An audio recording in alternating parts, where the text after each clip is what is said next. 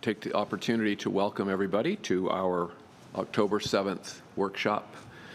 And we're going to be talking today about resilient infrastructure, kind of get an update on that or where we are. Then we're going to have hopefully some good discussion about term limits and what we might be able to bring forward. Then we'll have a discussion about sunshine in the virtual meetings and see if we want to take any policy, make any policy kind of, I guess, considerations for a vote later.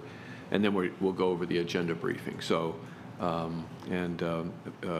County Administrator Burton is in, I guess, at a conference out of town today. So Deputy County Administrator Jill Silverboard will be sitting in for him. Good to have you, Jill. So we'll go ahead and get started. I'll turn it over to you for the first item, which is the resilient infrastructure update. Thank you, Mr. Chair. Commissioners, good morning. We have Hank Hottie, our Sustainability and Resiliency Coordinator, here this morning to provide you with an update on resilient infrastructure. A lot of exciting things going on. We're getting money, so I wanted him to come and share that with you. Hank? Good morning. Welcome, Hank. Good morning. It's nice to be here in person.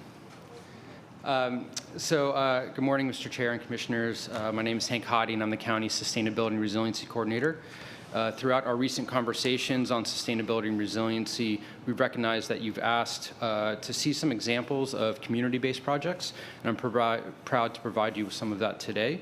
In this presentation, I'll also provide some background on policy achievements, summarize a few programs, and speak towards actions into the future.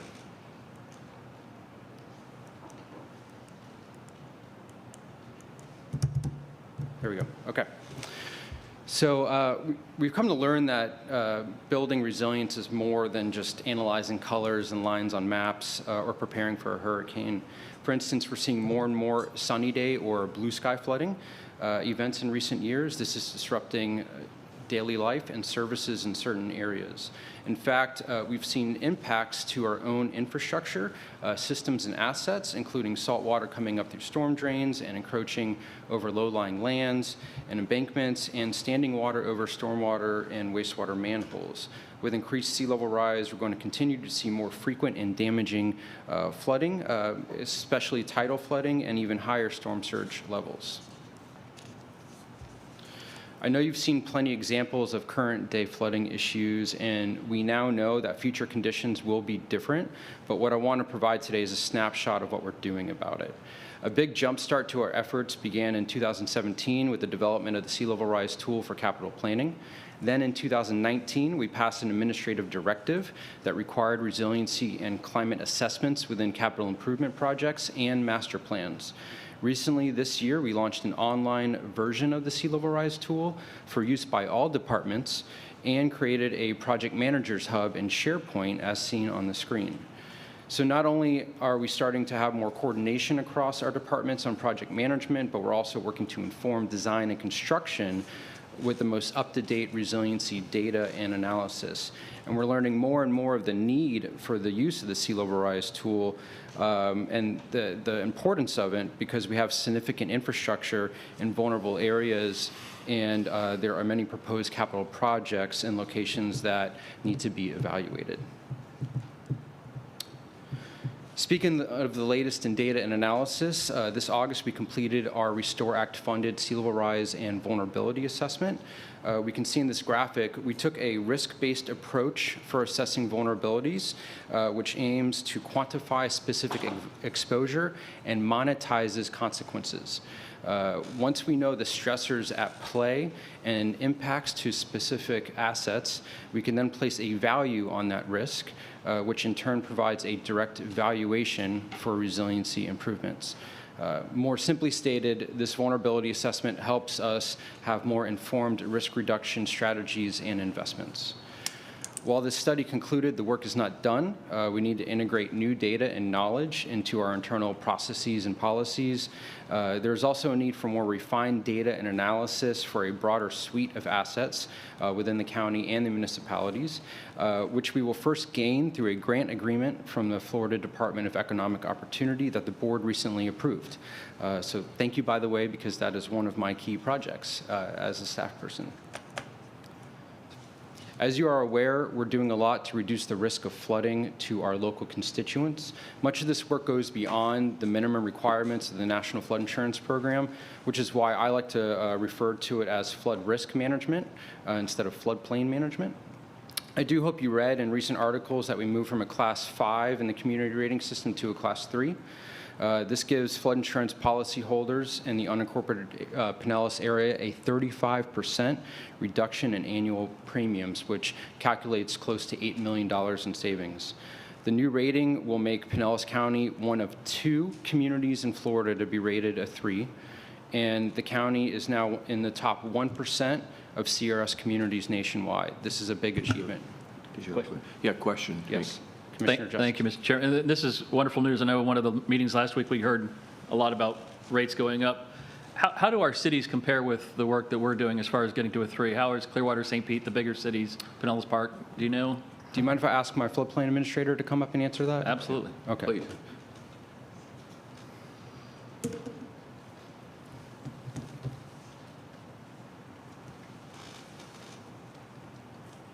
Hi, Commissioners. How are you? Good. So the Class 3 is a really large achievement nationally. Most of our communities are striving to at least get that 5. We do have a lot of communities that are already a 5. There are several prerequisites that are required to get past that 5, and that's the hang up. St. Petersburg, Clearwater, some of our larger cities are very close to getting to a 4 or possibly even a 3.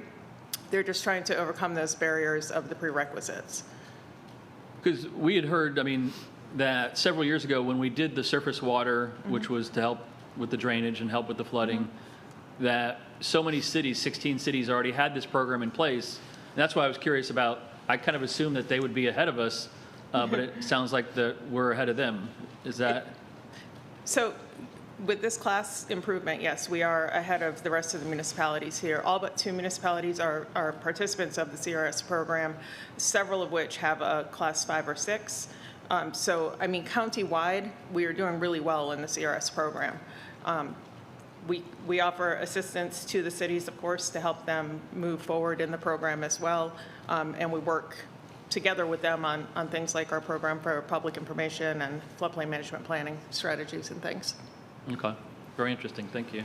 Yeah, what separates, what are some of the things that we're doing that separate it? Because quite frankly, our cities run right into our county, unincorporated area. Right. So it's not like it's significantly different from one block to the next. So what is it that we're doing that may separate us from the others that we could really help them with? So we have our resiliency director who is moving forward with making sure that our vulnerability assessment and things like that, we're recognizing what the risk is so that we can better address them. So it's the ability to put policy in place that will actually prevent risk moving forward. Our stormwater management planning, watershed management plans, vulnerability assessment, stormwater manual, all of those pieces that ensure that we're not going to worsen flooding and hopefully will improve the conditions as we move forward. Those are really the things that got us past the hump. It was a lot to do with the stormwater planning. Okay. Any other questions for that? Okay, thank you. You're welcome. Thank you, Lisa. So as you can see on the slide, that's just a sampling of what goes into the program. Lisa really went into depth and to broaden that list. And the work does span across many departments and external partners. Something I wanted to touch on real quickly on policy integration. At next week's meeting on Tuesday, you will review the new floodplain management ordinance, and that incorporates data from the vulnerability assessment. So we're trying to take some of our work and incorporate it into some of our policy mechanisms like Lisa just mentioned.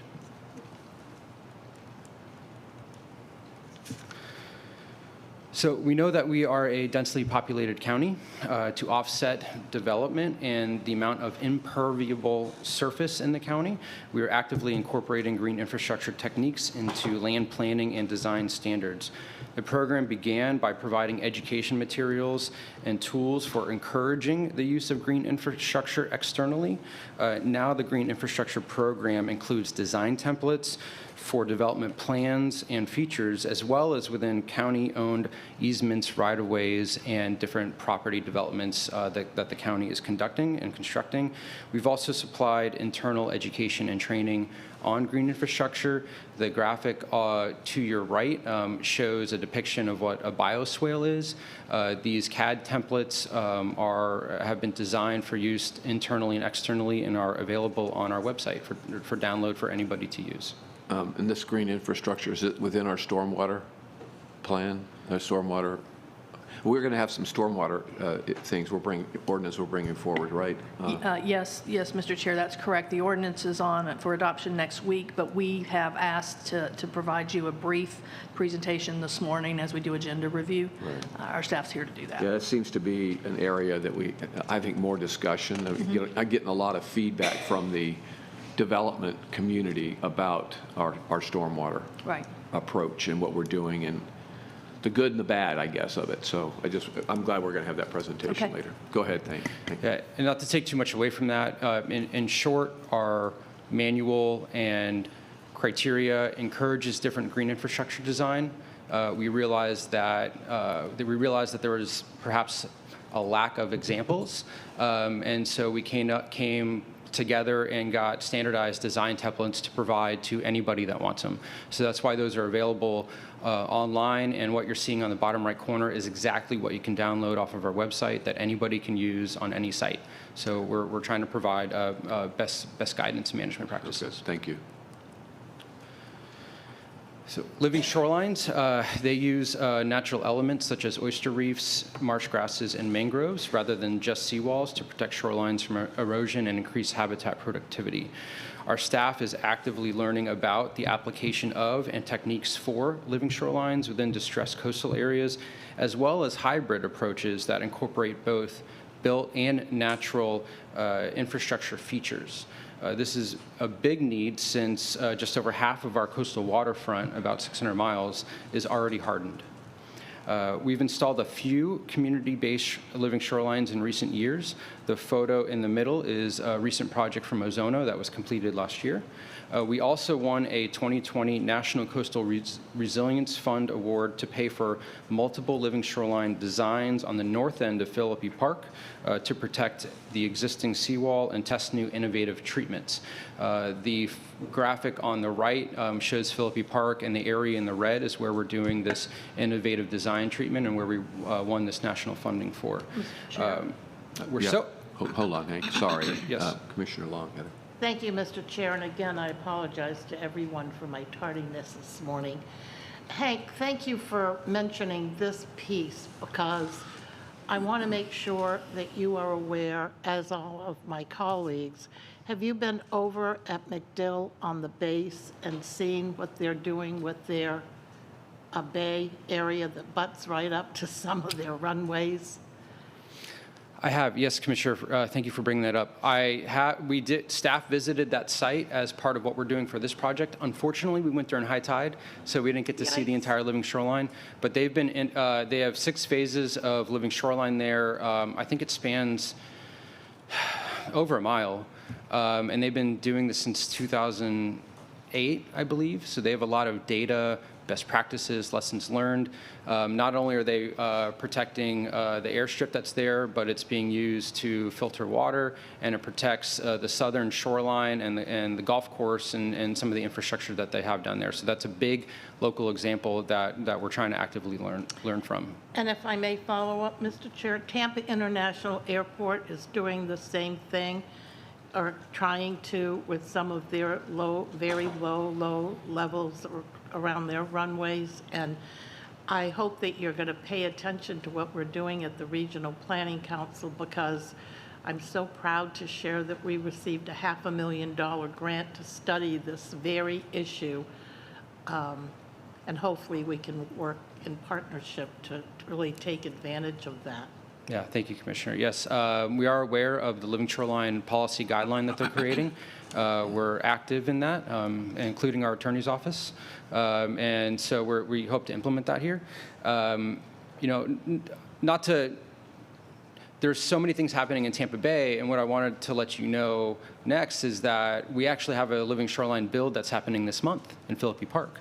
So the green area on that graphic is where we're actively installing a living shoreline. That is on October 23rd.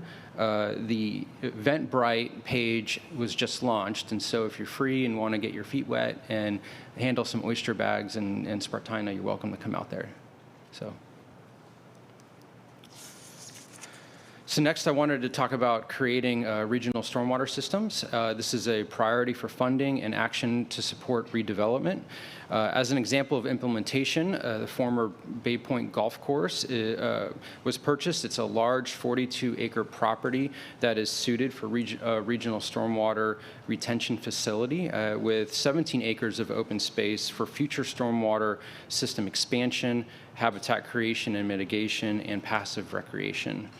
We hope that this project, as well as other regional stormwater facilities you've heard about, provide a suite of localized and regional impacts to the community and to the environment. In general, we know that the benefits of regional stormwater facilities include removal of development uncertainty, reduced development costs, provide more opportunity for the increase of developable land, reduce landowner operation and maintenance costs, increase property values, and becomes an effective tool for achieving overall stormwater requirements. Next, I wanted to walk through a few, or rather 6, specific projects that are underway or completed by the county. I'm going to start with on the top left. That is the Capri Isle Booster Station, and that has recently received updates based on a risk and resiliency report study that utilities conducted. On the next photo, we've upgraded 4 of 31 lift station generators and bypass pumps so far, and we have 3 more underway right now in the construction phase for resiliency improvements. We installed solar panels at the Central Energy Plant in downtown Clearwater, and we're studying the data and efficiency of those right now. We've completed stormwater facility improvements on Roosevelt Creek. That's the bottom right. The bottom center, we're conducting wind retrofits at the GMD utility building to meet Cat 3 wind loads. And that serves as an emergency operations center for utilities. And then finally, the bottom left, we completed roadway and stormwater improvements on the Forest Lakes Boulevard intersection. I want to talk a little bit about planning integration. While we've created very thoughtful and forward-thinking plans in the past, we're now integrating common resiliency needs through all of our core and additional planning initiatives. It starts with the strategic plan, and while our environmental stewardship is great, we're now ecstatic to have a new objective on sustainability and resiliency. As for the other plans, things are really rolling. The comp plan, or Plan Pinellas, is out for public comment and will be reviewed by the board early next year. Master and long-range plans now consider future climate conditions, and the local mitigation strategy was recently updated and approved by the state. As for the Sustainability and Resiliency Action Plan, we're finalizing some of our internal analyses in the next 2 months, and we'll have a draft plan for review early in the new year. We also just launched a public survey that has received a very positive response rate just in 1 week, and that will be open until October 26th, and anybody can access that survey at sustainability.pinellas.gov/survey. For my last slide for you today, I wanted to emphasize the importance of landmark legislation that became law this year. The Resilient Florida program and appropriated funding will move the needle forward for communities in the state. There are 5 major sections of the Resilient Florida program. On top of the new funding that is available, the law requires the Department of Environmental Protection to create and submit a statewide resiliency plan to the legislature, and it creates the Florida Flood Hub at USF, or University of South Florida. We've applied for funding under Component 1 and plan to utilize this program moving forward to advance our initiatives. So that is all I have for you today. I thank you for your time and attention, and I'm pleased to answer any questions that you may have for me. All right, thank for kind of an update. Anybody have any questions, comments? Yeah. Thank you, Mr. Chairman. On the, you were talking about the lift stations, and we updated some of those. where are we at? I mean, are we, I don't know how many lift stations we have and how many we've updated and how many still need. Do you have an idea of where we are at in getting us up to full muster, I guess? As far as I know, from the Utilities Department, we have 31 lift stations that have been identified as needing upgrades based on impacts that we saw from Hurricane Irma. 4 have been completed and 3 are under construction right now. So that's what I know. Okay, thank you. Yes, you're welcome. Anybody else? Okay. Thank All right. you, Hank. Thank you so Appreciate much. it.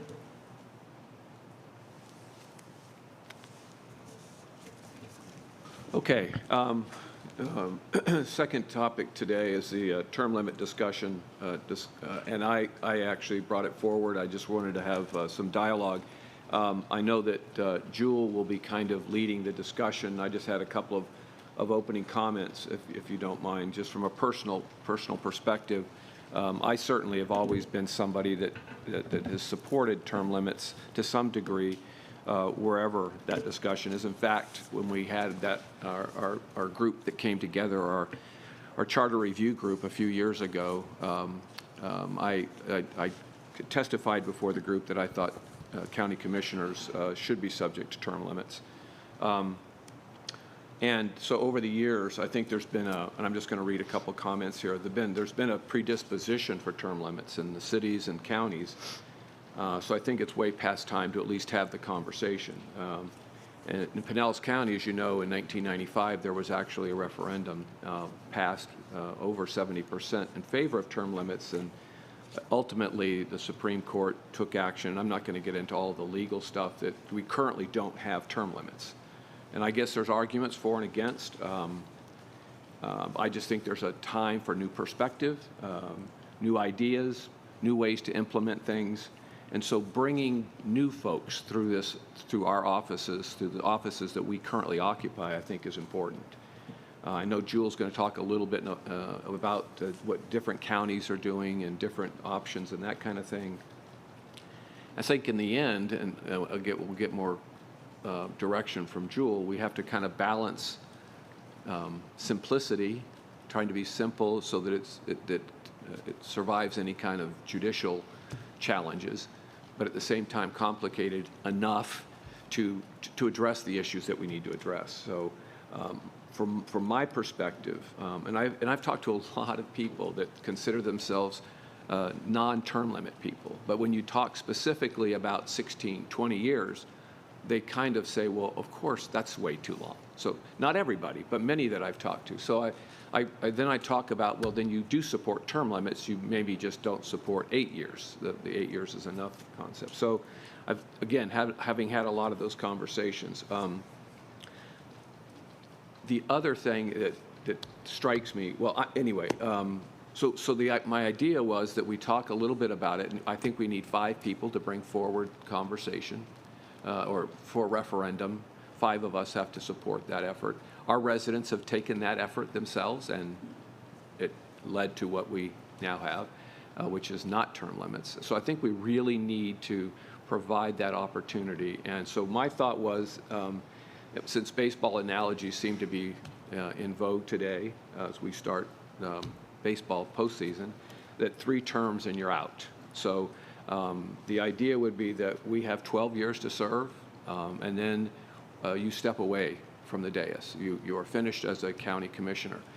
Some people have said, well, maybe you should be able to run for the other seat. And I suppose if you stepped away for 2 to 4 years, depending on how that seat lines up, that may be something that we can consider. But you need to be, the idea you step away from the dais, unlike in Hillsborough County where they have 8 years, but they can immediately apply for the other seat that they're eligible for, and then they go back and forth, and I think that's, I just don't think that accomplishes what you're trying to do with term limits. I guess for me, we've had 2 decades since that happened, plus we've had a lot of people challenge why we don't have it since then. We have people that say 8 years, don't ever deviate from 8 years. We have term limits, and I argue with them, well, we don't. And I thought this was a way that we could at least be responding to an overwhelming number of people nationwide, but also in our county through that referendum, to do it on their behalf and leave an option for them. We'll get into some of the details, and there's transition for each of our seats that are currently holding it. But I do think that we have that opportunity today to have that discussion, to at least see if there's an appetite for this commission to do the right thing. I will tell you, we have had two groups that have come together that have looked at our charter. I don't know about the one 2 times ago, but I know the last one, the Charter Review Commission, didn't even discuss it. There was a motion to bring it on the floor for discussion. There was not a second.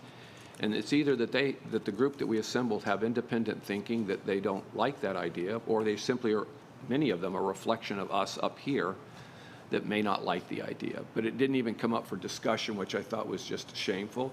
And I said it to some people, including my representative that I selected for that board. And so I think we owe it to our residents to have the discussion. We owe it to our residents to give them an option. I would argue that people who say 8 is enough, maybe when given an option back in 1995 for 12 years versus 8 years, there might have been an appetite for that. I don't know. But here we are today, and I think we have that opportunity, and so that's why I brought it forward. So Jewel, if you will take it over for the presentation, and then we can open up for discussion. Thank you. Sure. Well, good morning. Hopefully I will kind of get you all through this. We'll see if I can operate this. I don't want to dwell too much on the past, but at the same time, I felt like it was important to sort of spend a little bit of time going over the past, just to kind of set the stage for where we are today and to give some context to your discussion today. So, there's about 3 pages here because we do have, a bit of a past here with some litigation that I just sort of wanted to walk through. I know this timeline starts out a little bit odd with the lawsuit being filed before you actually see the resolution being adopted. But keep in mind, prior to that July 1996 date, there was a political action committee, 8 is Enough in Pinellas, that had gathered the signatures. They'd been verified. They were, on their way to having that question placed on the ballots. So folks knew that this was moving forward prior to where you see your timeline here begin. So that lawsuit that was filed in 1996 was basically an effort to prevent the effort from moving forward. It was not successful. As you can see, in September, the County Commission at that time did adopt the resolution based upon the citizen initiative to place the question on the ballot. You'll see there it was approved by voters. The Circuit Court back in 1999 declared the amendment constitutional and entered judgment in favor of the Political Action Committee. And as you can see, the second DCA affirmed that ruling. What's not on your timeline here, but I did want to mention, is keep in mind that back in that 1999-2000 time frame, the composition of the County Commission was completely changed. So back in 1996, when this effort first began, we had 5 at-large county commission districts. And by the time we got to the election in 2000, we had our composition today. So 7 commissioners, 4 single member, 3 at large. So while this, I'll call it the dispute, the litigation was going on, the composition of the county commission completely changed, which was something that at least played into some of the arguments made in later litigation. Here's some more you can see. We went up at the time to the Supreme Court, which ultimately declared the term limits invalid. Now, the parties that took it all the way up to the Supreme Court were some of the constitutional officers. The county did participate in some of the litigation initially, but by the time that this litigation made its way to the Supreme Court, I think it was 3 of our constitutional officers remained as parties. Now, the question at the time, and we'll get to the question, I have it on a slide a little bit later. The question was a single question. So the question that was put before voters was whether all 5 of the constitutional officers and the county commissioners should be term limited to 2 term limits. So when the constitutional officers challenged it and succeeded, the entire question failed. So no term limits for any of our local officers here in Pinellas County, and that was the ruling of the Supreme Court. Commissioner Eggers referenced this. I just put it in there for factual. 2010, the CRC took it up and declined to do anything with it. I will tell you, I did pull some of the minutes from these CRCs, and that what's noted in the final report of the 2020 Charter Review Commission. It states, the CRC believes that such provisions artificially limit the ability of the voters to exercise their right to choose their commissioners, and therefore no recommendations were made. So moving forward, May 2012, Broward County. Broward County had really been going through some of the litigation at the same time as Pinellas County. Theirs was more specific to county commissioners. And they're actually the one county that I did find that has a term limit of 3 terms. Most of the counties that I looked at in our cities that are here nearby have a term limit of 2 term limits. So Broward County's case went up to the Supreme Court, and what the Supreme Court did at that time is it receded from its, I put reversed up there, really the legal term is receded. They receded from their prior holding, essentially in our case, and said, no, we feel that counties, charter counties, let me be clear, only charter counties can take this step. The Supreme Court basically said that we feel that the broad home rule powers granted to charter counties do give those counties the authority to impose term limits. So probably some of you might have been, even here and more aware. After that, we did have a lawsuit filed seeking to remove our commissioners who at that time had already served 2 or more terms. That litigation was not successful. Circuit Court ruled in favor of the county commissioners that were named in that suit, and the second DCA affirmed. You'll see there was some subsequent action trying to compel the county attorney at the time, not me, to insert the language into the charter, but that litigation also was unsuccessful. So there are no term limits here in Pinellas County. Again, as Commissioner Eggers already referenced, in 2016, the CRC discussed it and again declined to move forward with a proposal. And I think, Commissioner Long, you might have been our representative on the CRC back at that time. So perhaps you have some recollection of that. I did pull the minutes and see some of the discussion that was had, but again, there was nothing moved forward at that time. So here's the question that was on the ballot back at the time. A little odd because it doesn't read like a question, but that is the language that appeared on the ballot. And as you can see, it includes all of the local officers here. So all 5 of the constitutional officers and the county commissioners. And as you'll see there, it also specifically provides that terms of office prior to the amendment were not counted toward the 2-term term limit. So just some background information on how the charter can be amended, the Pinellas County Charter.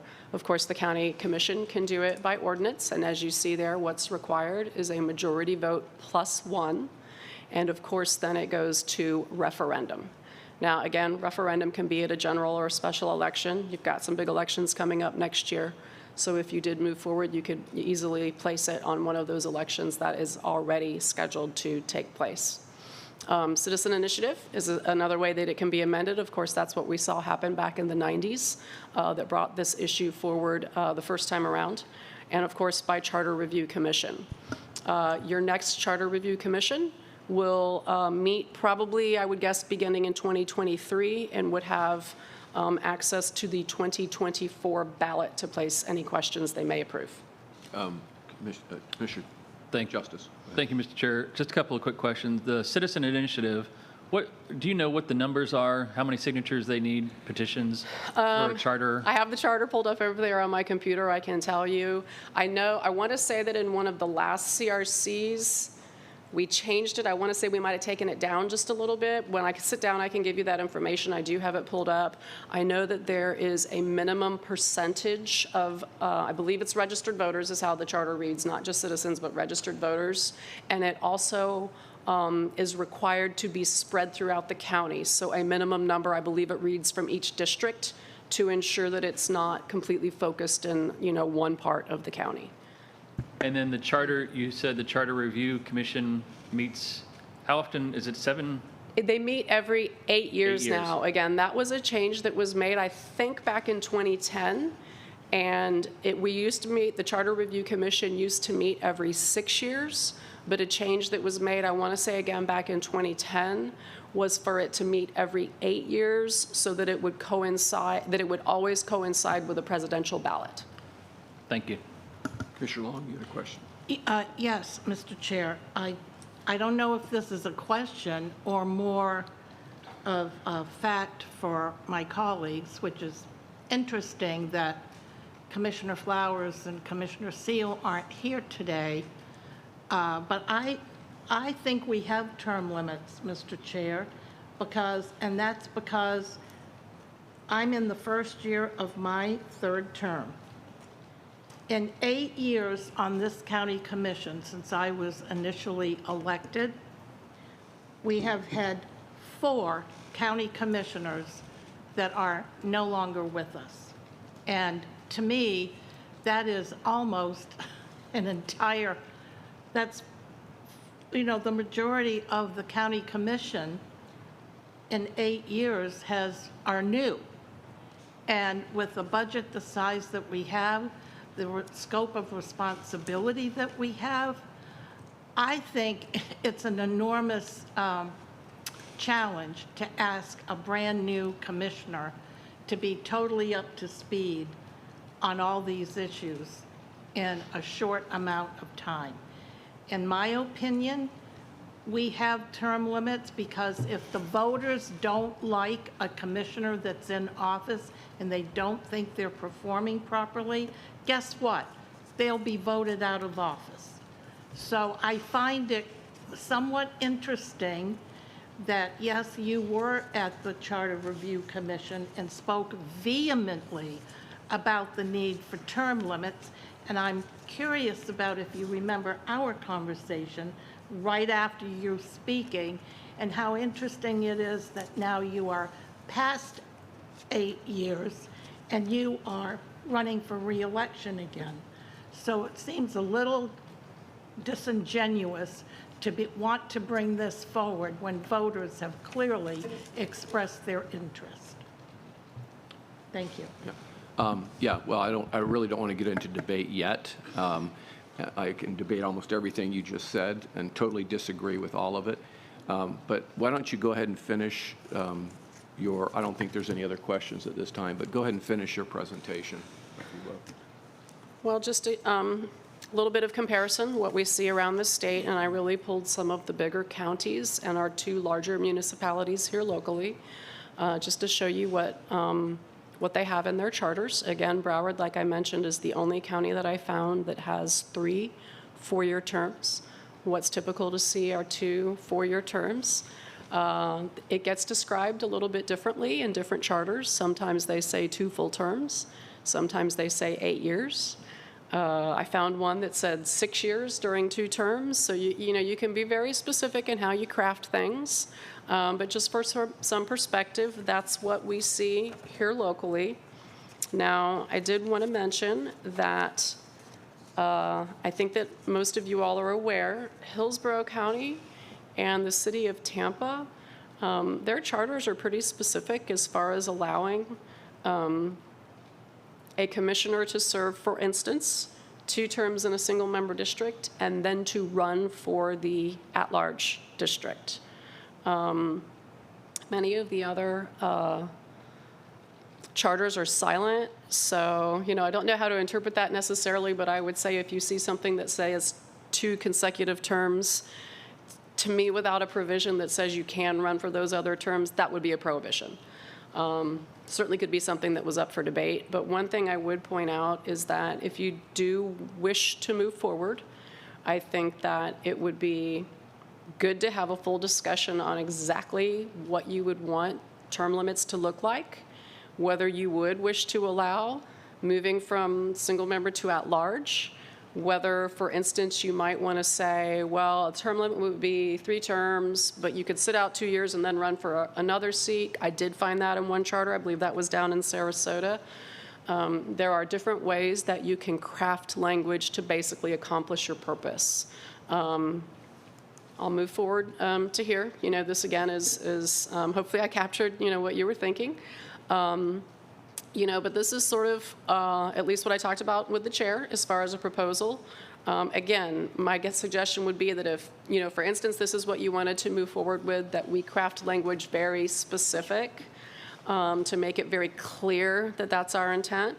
You'll see the last bullet there, I put prospective application only, but that's not altogether true because it does say that someone who has or will by the end of their term have served 3 consecutive terms may serve 1 additional. So that is not truly prospective because many of the charters that I looked at did include language. For instance, if we were to put it on next year's ballot in 2022, many of the charters that I looked at did have specific language that would say no term prior to 2022 counts towards the term limit. So that is not uncommon. I did find what I thought to be 1 or 2 charters that did apply the term limits retroactively. St. Pete's charter applied the term limits retroactively when they first came into the charter. I spoke with someone in the city attorney's office. They didn't recall having any litigation over it. But again, that was some time ago. So there's not a lot of case law on the retroactive application of term limits, but in theory, it's something that could be done. So that's really what I have to present, and I will take any questions any of you all might have. On that the original vote back in 1995, I think you said that it allowed for, because there's always the transition. You're dealing with new folks, in that case would have had 8 years, but those that were serving, I think you said they were allowed to finish their term plus 1 more term. Did I hear that, or is that? What the language back that was adopted by the BCC resolution in 1996 stated was terms of office beginning before the amendment approval are not to be counted towards the term limit. So it was truly prospective only. So anybody on the commission at the time was not limited in any way. So you would be finishing your terms plus 2 more terms? Correct. Okay. And what we talked about just a minute ago was serving 1 more term after the existing term is up. So my thought, and just the question is, like, if you used November 1st of next year, so there's still term left. I guess that's not prospective, that's retroactive 2 weeks for a start date. So if you were to use November 1st of that, and you say you get to finish the term that you're in, plus 1 more term, comma, for a minimum of 3 terms. That kind of, it deals with transition for each of us, but also going forward, it just says it'll be 3 terms. So, and keeping in mind for anybody, if you want to consider 8 years, I'm open to considering 8 years too. I'm just saying that, our residents spoke. I know the predisposition is, so far has been to not have term limits.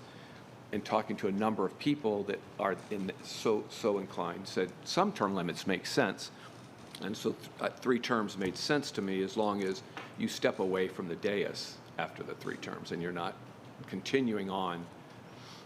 And maybe that's another discussion point that we need to have. So anyway, I have other thoughts, but I want to turn it over to others that may want to. Yes, Commissioner Justice.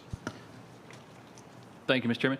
Do you remember, because I have this vague memory that a lot of the early 90s term limit talk was focused on Congress. And did we have an initiative, a ballot initiative on term limits for Congress that got thrown out? I was trying to remember the legal cases back then. I can't totally recall, but I will tell you in doing some research just for today's presentation, the Florida Constitution contains term limits for like governor and cabinet and some of the state offices. It did once upon a time include term limits for Congress and for U.S. Senate, and those have been thrown out basically under the theory that that's left to the federal government. That's not left to the state government. And I apologize, I can't speak to the circumstances under which that part of the Constitution was overruled, but I do think there was a lawsuit that led to that. That was kind of my memory, that that the courts ruled that local can apply federal rules to the federal body. That was kind of how I remembered it as well.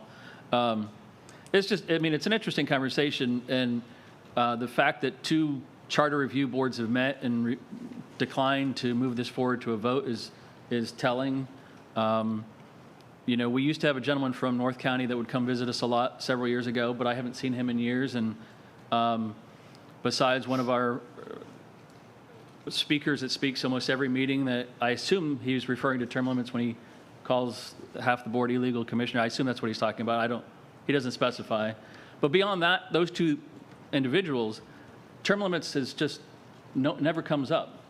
No one has ever brought it up to me as far as something that we should be doing. Not saying it's not worthy of discussion, and anytime one of our commissioners has a thought we should, you know, it's certainly worth that conversation. It's also worth noting in Pinellas County that, as Commissioner Long noted, we have had turnover in the last 10 years on this board, significant turnover of at least 3 incumbents that were voted out of office. And on the flip side, we had a commissioner that's serving 24 years. We have constitutionals that are serving 20 years. We had a state senator who served, I think, 30 years. We had a congressman who served 40 years. So for a community that's, the cry out for term limits isn't reflected in the ballot boxes, is my initial thought. But, and then if we do take this conversation a step further, I certainly would have some thoughts on the details of the implementation. And that is one thing, again, that I'll just reiterate. I would encourage you all to, if you do move forward, to be very specific in your thoughts on this so that we can craft language accordingly. Commissioner Peters. So, you know, every position I've held in office had term limits until this one. And I've never met any of my term limits. So City of South Pasadena had 9 years. Legislature has 8 years, and I've never hit my ceiling on having to leave. I don't believe the constitutional should be included in term limits. I think their job is a very specific niche in that business that they do. They have to be experts. And it's just my opinion. I think their position is different. I think a sheriff is different than maybe us as far as their knowledge of what they should have to do their job. Pretty much anybody can be a county commissioner regardless of what their background is. Anyone can be an elected official regardless of their background is. So I would agree with the courts holding up the constitutionals, but I remember that vote so very clearly, and it overwhelmingly, and you're right, a lot of it was Washington, because a lot of people really just pay attention to Washington, and they don't really pay attention to local government. And I don't think term limits is a bad thing. I think having the ability to bring in fresh, new ideas from other people is a good thing. I have nothing wrong with term limits. I actually support term limits. So, I think when we watched in the legislature, there were some unintended consequences to term limits that were not foreseen. And we saw a shift in what happened with power and leadership and because of the 8 years. I think if they had 12 years, I don't think that would have happened. I think that would have happened maybe 6 years out or something like that, but it would not have happened like it's happening now. Definitely there were some unintended consequences. But what I would tell you about, maybe the people on the charter review team or maybe some of the citizens don't understand when it comes to election time the advantage an incumbent has. There's definitely a clear advantage to any incumbent when it comes to raising money, having name ID, and so forth. So there clearly is an advantage to an incumbent than to not. And so therefore people that are here 20 years, they're retiring. They're not leaving because they were unelected. There were 3, and that was a shift in the culture in the community when the flips happen. And I think that's typically what happens when there's kind of a wave. There'll be a lot of things will flip. But that's kind of a natural occurring every 10-year kind of thing. And maybe that is the way we get our term limits. Maybe when there's a wave and people get upset and they get angry and then all of a sudden there's a flip, maybe that is. But quite frankly, I don't think there's anything wrong. You look at Palm Beach County, that's a sister county to us. And they have not had negative outcomes as a result of them having term limits. And they mirror our county. And so I don't know that there would be unintended consequences for a county like you see in the legislature. So I don't know that that's really an argument. And if you felt that that was kind of the unintended consequences, then I would support the 3 4-year terms and do the 12. But I just feel that this is a public service thing and maybe not political forever or a political career. You know, the ones that just left, they're furthering their career, and that's fine. I was a mayor, and then I wanted to make a difference, and I had an agenda when I went to the legislature.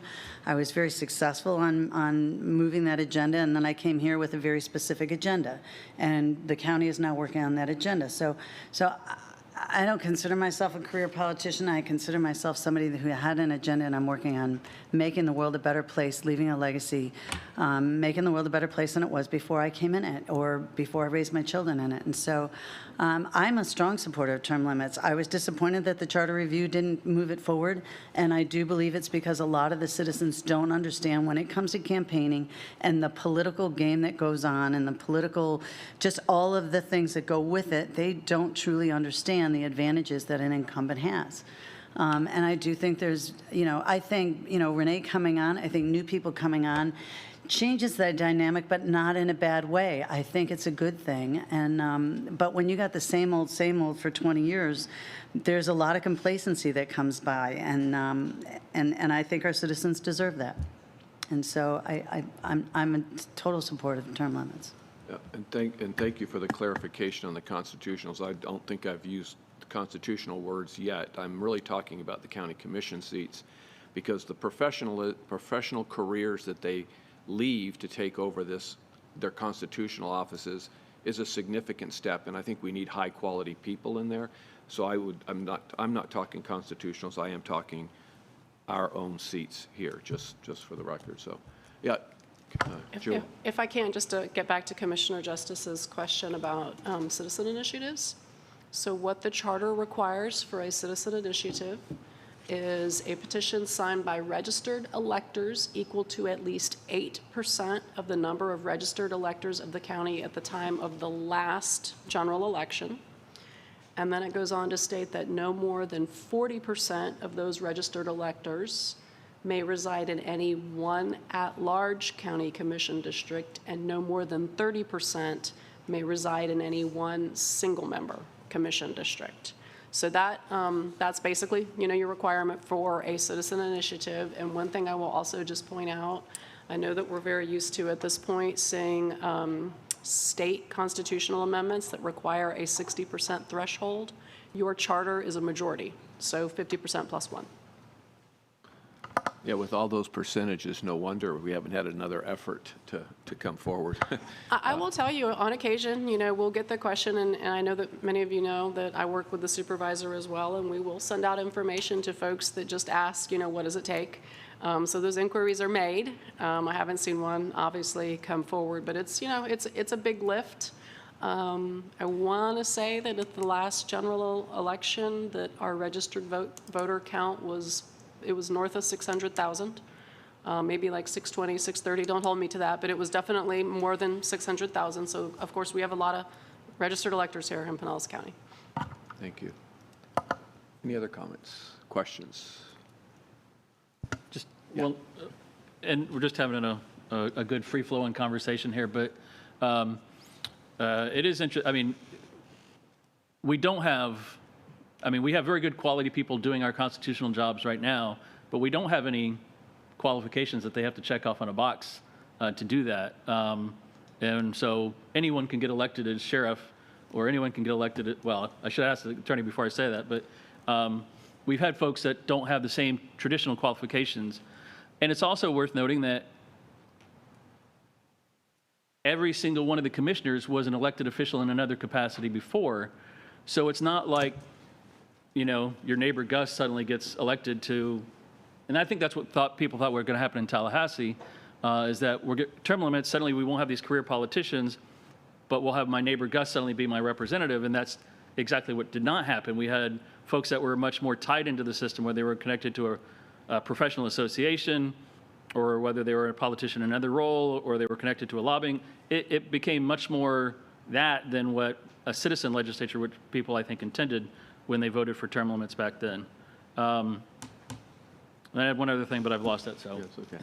And clearly our unincorporated residents in our county don't have that opportunity to serve on a city commission in an effort to try to become a county commissioner. Not that everybody takes the same sequential process. Some people haven't served and become state legislators, or, so I don't think there's one path fits all. And certainly, from my perspective, today was just for me to just start having that conversation. I think we need to have another workshop where we actually get into some of the details that we're comfortable with, but also because hopefully we'll have the other two commissioners that can participate in that discussion. If, at the end of another workshop, we don't have 5 people that want to advance it to a commission meeting where we can have discussion, debate, and even a potential vote, then so be it. But I think I wanted to get the conversation started. I wanted to get it on everybody's radar because clearly that's what most of our people want. And we have those numbers around the country, but those numbers exist right here in our own county.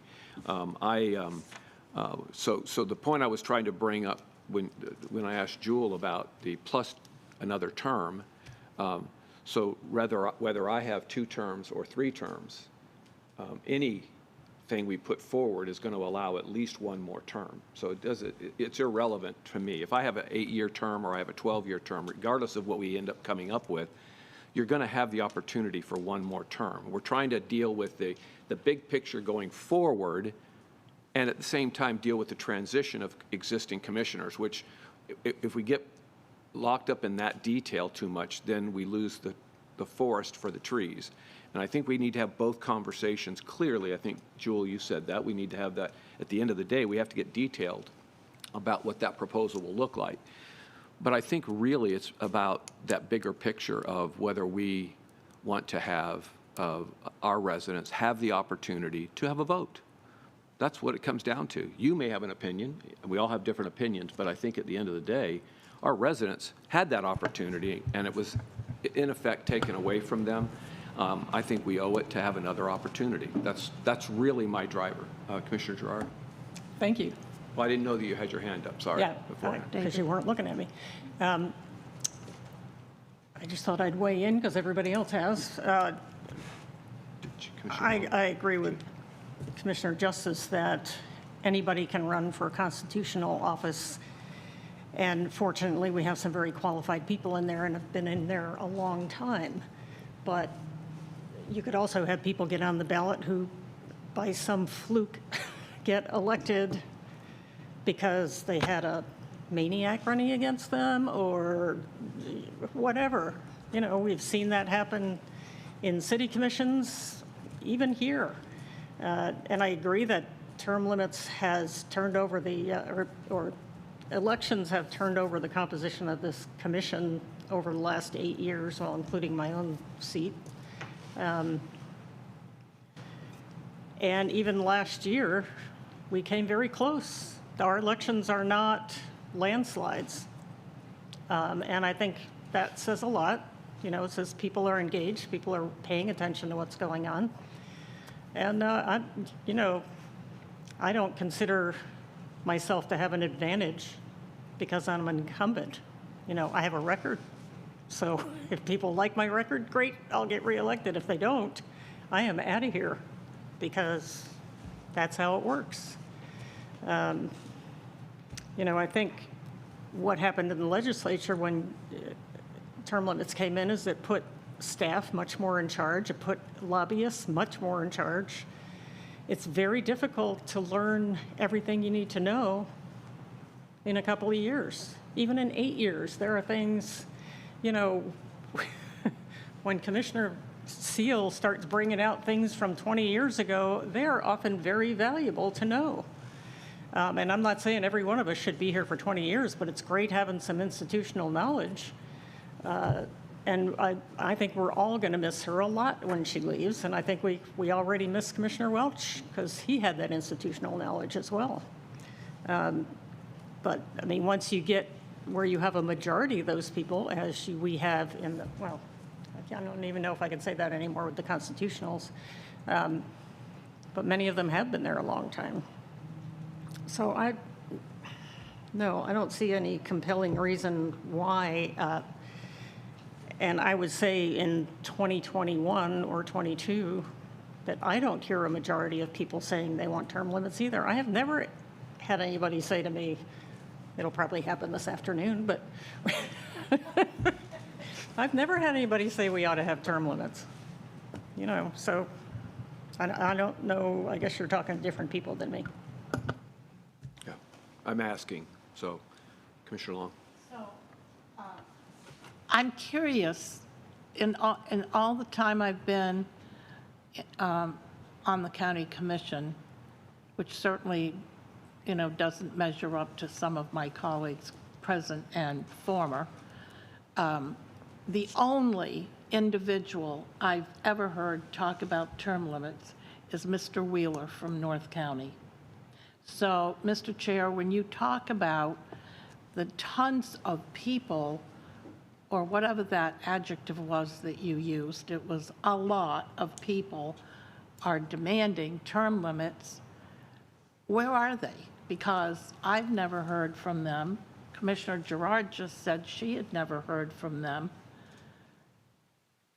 I don't know about you, Commissioner Peters or Commissioner Justice, but I mean, it's kind of like what someone said to me the other day that I thought was so profound.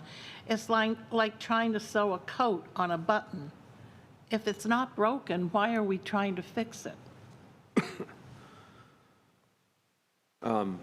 Yeah, well, again, I think 70% of our residents back in 1995 did speak. So, I mean, if you're looking for people to speak on it, they spoke then. And I think because of the discussion that we're having here today, what I said to you in the beginning was, I think we owe it to our residents to give them an opportunity to choose whether they want term limits or not. Give them another opportunity. It's been 25 years since they had that vote. I don't know what we're afraid of. Let them have the opportunity to vote on it. That's what I'm saying. I'm not saying that I'm all knowing. I'm not saying I've done a statistical sampling. I said we had a vote back in 95 that did clearly say that the majority of people in Pinellas County wanted term limits. People that I've talked to, I have asked that question, and many of them, somewhat facetiously, say, well, that's not going to happen, but here's how I feel about it. So it's not that they've come pouring into the office. I mean, Kim doesn't get calls every day saying, we need term limits. But I think some of it is because they don't think it's really possible unless they do another petition drive. And I would say that if a petition drive does get started, that you'll probably be talking about 8 years and not the three terms and you're out. So for me, this was a way to say, hey, we hear you. There's a lot of people who don't like them, and this kind of settles in at a nice 3-year term. I think 10 years plus 2 gives plenty of us opportunities to listen and learn in that first term, bring some things forward in that second term that mean a lot to us, and then finally we get a chance to push through and get them implemented. And it does take time, and it does take, to use the word from the first presentation, resilience to get things through here.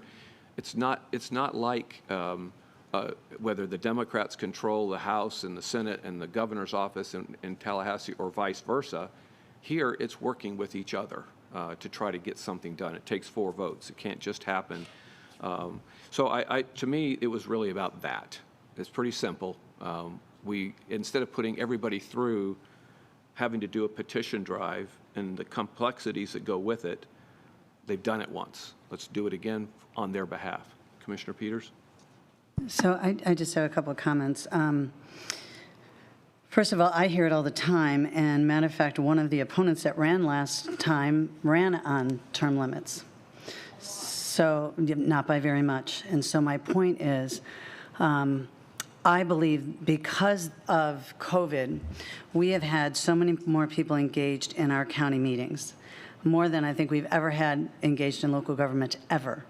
And I think that as a result of that, I think more people are paying attention and more people are active about it.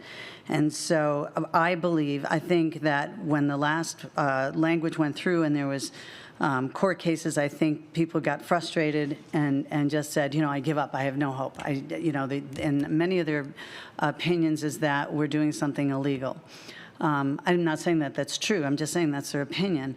But I do believe, based on just the bubble that has changed from people being more engaged with local government, that there will be another attempt from the citizens, because I certainly hear it a lot. You may not hear it. I hear it a lot. So I would like us to have the ability to draft that language and have that done versus having it dictated to us through a ballot initiative. I do believe that if it made it to a ballot initiative and it was legally, I think just like in the 90s, you're going to have a large turnout that's going to say yes. Whether they're doing it because they feel Washington needs it and not understand whatever it is, I do believe that there would be support if there was a ballot initiative, and I would rather have the ability for us to claim that language, draft that language, than have it imposed upon us. But yes, there is a lot of talk about it, and it really has bubbled up more in the last 2 years than I've heard in a long time. So that's just my opinion and my thoughts on it. Yes, Commissioner Long, go ahead. Commissioner Peters, do you not think that this not this November, but coming right up, the voters will have an opportunity clearly to express their opinion? If they have a chance to vote on language, of course they'll express their opinion. I'm talking about the commissioners that are going to be on the ballot. Are they not going to have a chance then? We have 600,000 plus registered voters in this county. They'll have an opportunity to clearly express their opinion in 2022 November. I clearly understand where you're coming from. I clearly understand that you believe term limits are based on voters voting for people. My comment and my stand on, sure, you're right about that, except there is a distinct advantage, whether you agree with me or not. If you look at the data, I believe there's a distinct advantage to an incumbent versus a non-incumbent. And so there's an imbalance in my opinion. So I get where you're coming from, I really do. And maybe it's a philosophical thing that we disagree on, and it's okay to disagree. It's just something that I think new people coming on is a good thing. I don't think it's a bad thing. And when I forget what the word you used, maybe somebody who might not be considered, I'm not sure how to use the word because I didn't like the word that was used, a good player. I don't know what word to use because I just didn't like the word you used, somebody used, but when somebody who isn't a good steward to the people get elected, they seldom get elected again. Because the people know that. So when there is a fluke and somebody who got elected for maybe the wrong reasons, but they truly do not turn out to be good stewards of the people, they don't get reelected again. So it isn't about, and if we had somebody who ran for sheriff who wasn't clearly qualified, I don't think that they would make it again. I think constitutional, as I stand firm on that position, and if the courts weighed in it that same way, I happen to agree with them. But no, I think we have a different philosophy, and maybe we disagree, and that's okay. Yeah. I can just make one more Go ahead. point. I agree with everything you just said, Commissioner Peters, except for one thing. When Commissioner Justice and I were first elected, we were running against incumbents. And they had the advantage, and Commissioner Justice and I still won. So there are those circumstances where candidates and incumbents are totally different, and the voters speak. So I just wanted to put that on the record because it just proves that that is not always the case. So thank you very much. Yeah. We're Yeah. good. And I just, give one last couple of comments, and I think I've said them a little bit, but first and foremost, it's about giving residents a choice. That's really, it has nothing to do with you and me and our differences of opinion. It's about giving residents a choice. I think it is naive to say that the incumbents don't have a little bit of an advantage. As Commissioner Gerard says, we do have a track record that is open for attack, agreement, whatever. But by and large, unless there is a compelling issue, and there are, that they have been there, like fluoride was one, the pandemic is another one that we've been through. Sometimes there's an issue that elevates above and beyond everything else that's to be considered. But by and large, all things being equal, it's naive to think that there isn't an advantage for incumbents. The other thing that I think is interesting, we have 24 cities with commissioners that are becoming either they're one term, two terms, they're becoming seasoned in their own rights, and they really have, they want to further their efforts at being public servants, and it's difficult to get into that lane. It's not impossible, it's just difficult when you have commissioners that have those seats for unlimited number of terms. And so we're preventing other commissioners that are trying, but we also are preventing other residents that might want to step into the role. So I just think there's all kinds of good reasons to do it. I can't think of any good reason not to do it. And you can say anything you want about, well, there are term limits. Well, then let folks vote on it. You're letting folks vote on us, let folks vote on term limits. It's just that simple. And I'm going to be bringing it forward for another workshop discussion before my term is up so that we can have all 7 commissioners weigh in and hopefully at least give some direction to staff to bring it to a commission meeting for discussion, not necessarily a vote, but a discussion so that we can start crafting language, presuming we have the support along the way. I would just ask each of you to just reflect a little bit way beyond when we're here, but rather the future of our county and folks that are interested in serving residents, other commissioners from cities, anybody that wants to step forward.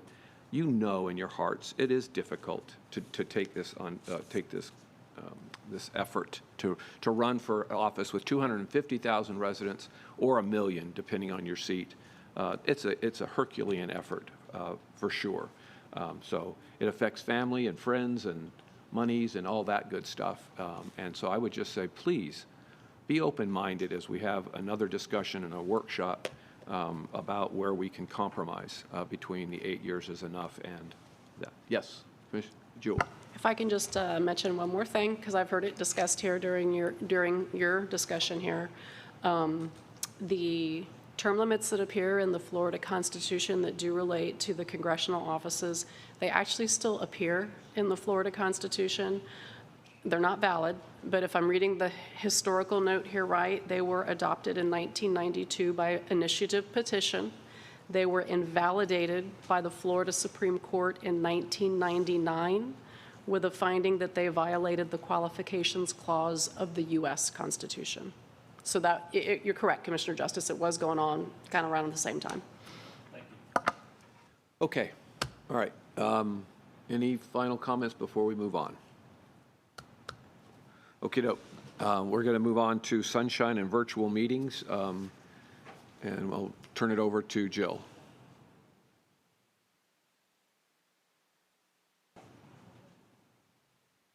Well, I'm going to invite Amanda up to speak to this, but let me just give a very, very small bit of background as to why I asked the chair to put this on the agenda. And Amanda will talk about, some of what we've seen over the last couple of years, but you all know during the pendency of the pandemic when there was a state emergency order in effect, there was a limited period of time in which we could meet completely virtually. We're back to normal, obviously. There's been a lot of questions that I know we have fielded about virtual appearance at meetings. I know many of you sit on other boards that have different counsel that you might be hearing different things from. And we've typically, in your county attorney's office, given you very conservative advice because, of course, the downside to a sunshine violation is all of your actions are void. But nonetheless, I challenged my staff to go back and take a fresh look at the guidance out there on virtual meetings. And so therefore, that's what Amanda is here to talk to you about today. Hi, Amanda. Welcome. Thank you. Good morning, Commissioners. Amanda Coffey, County Attorney's Office. How's that? Good? Okay. Amanda Coffey, County Attorney's Office. Thank you very much for having me this morning. As Joel mentioned, we're going to be talking about virtual attendance of board members at public sunshine meetings. And this is an area of law that has been developed over a number of years, primarily through Attorney General opinions. And it's relevant to talk about today, as Joel mentioned, because there has been a shift in the interpretation of the law surrounding this area. And it gives us an opportunity to look at it and to, if you are interested in developing a policy, you could develop a policy related to virtual attendance for yourselves and also for your advisory citizen boards. So that is why we're bringing this forward today. And I'm just going to give you a little background on the history of the analysis of this area of law, and then we'll talk about some decision points that you could discuss when considering a policy if you choose to go that way. So, as I said, the Attorney General is primarily the area where this area of law has developed over the years, and they look at two distinct areas when they're doing their analysis of when a person can attend a board meeting virtually, and a board member can attend a board meeting virtually. The first that they look at is the Sunshine Law, which of course you're very familiar with. The Sunshine Law says that all meetings must be open to the public. They have to be noticed in advance. They have to have meeting minutes taken and so forth. The second area of law that is more critical when we're talking about virtual attendance is the requirement of an in-person quorum for any official action of a government body or an advisory board.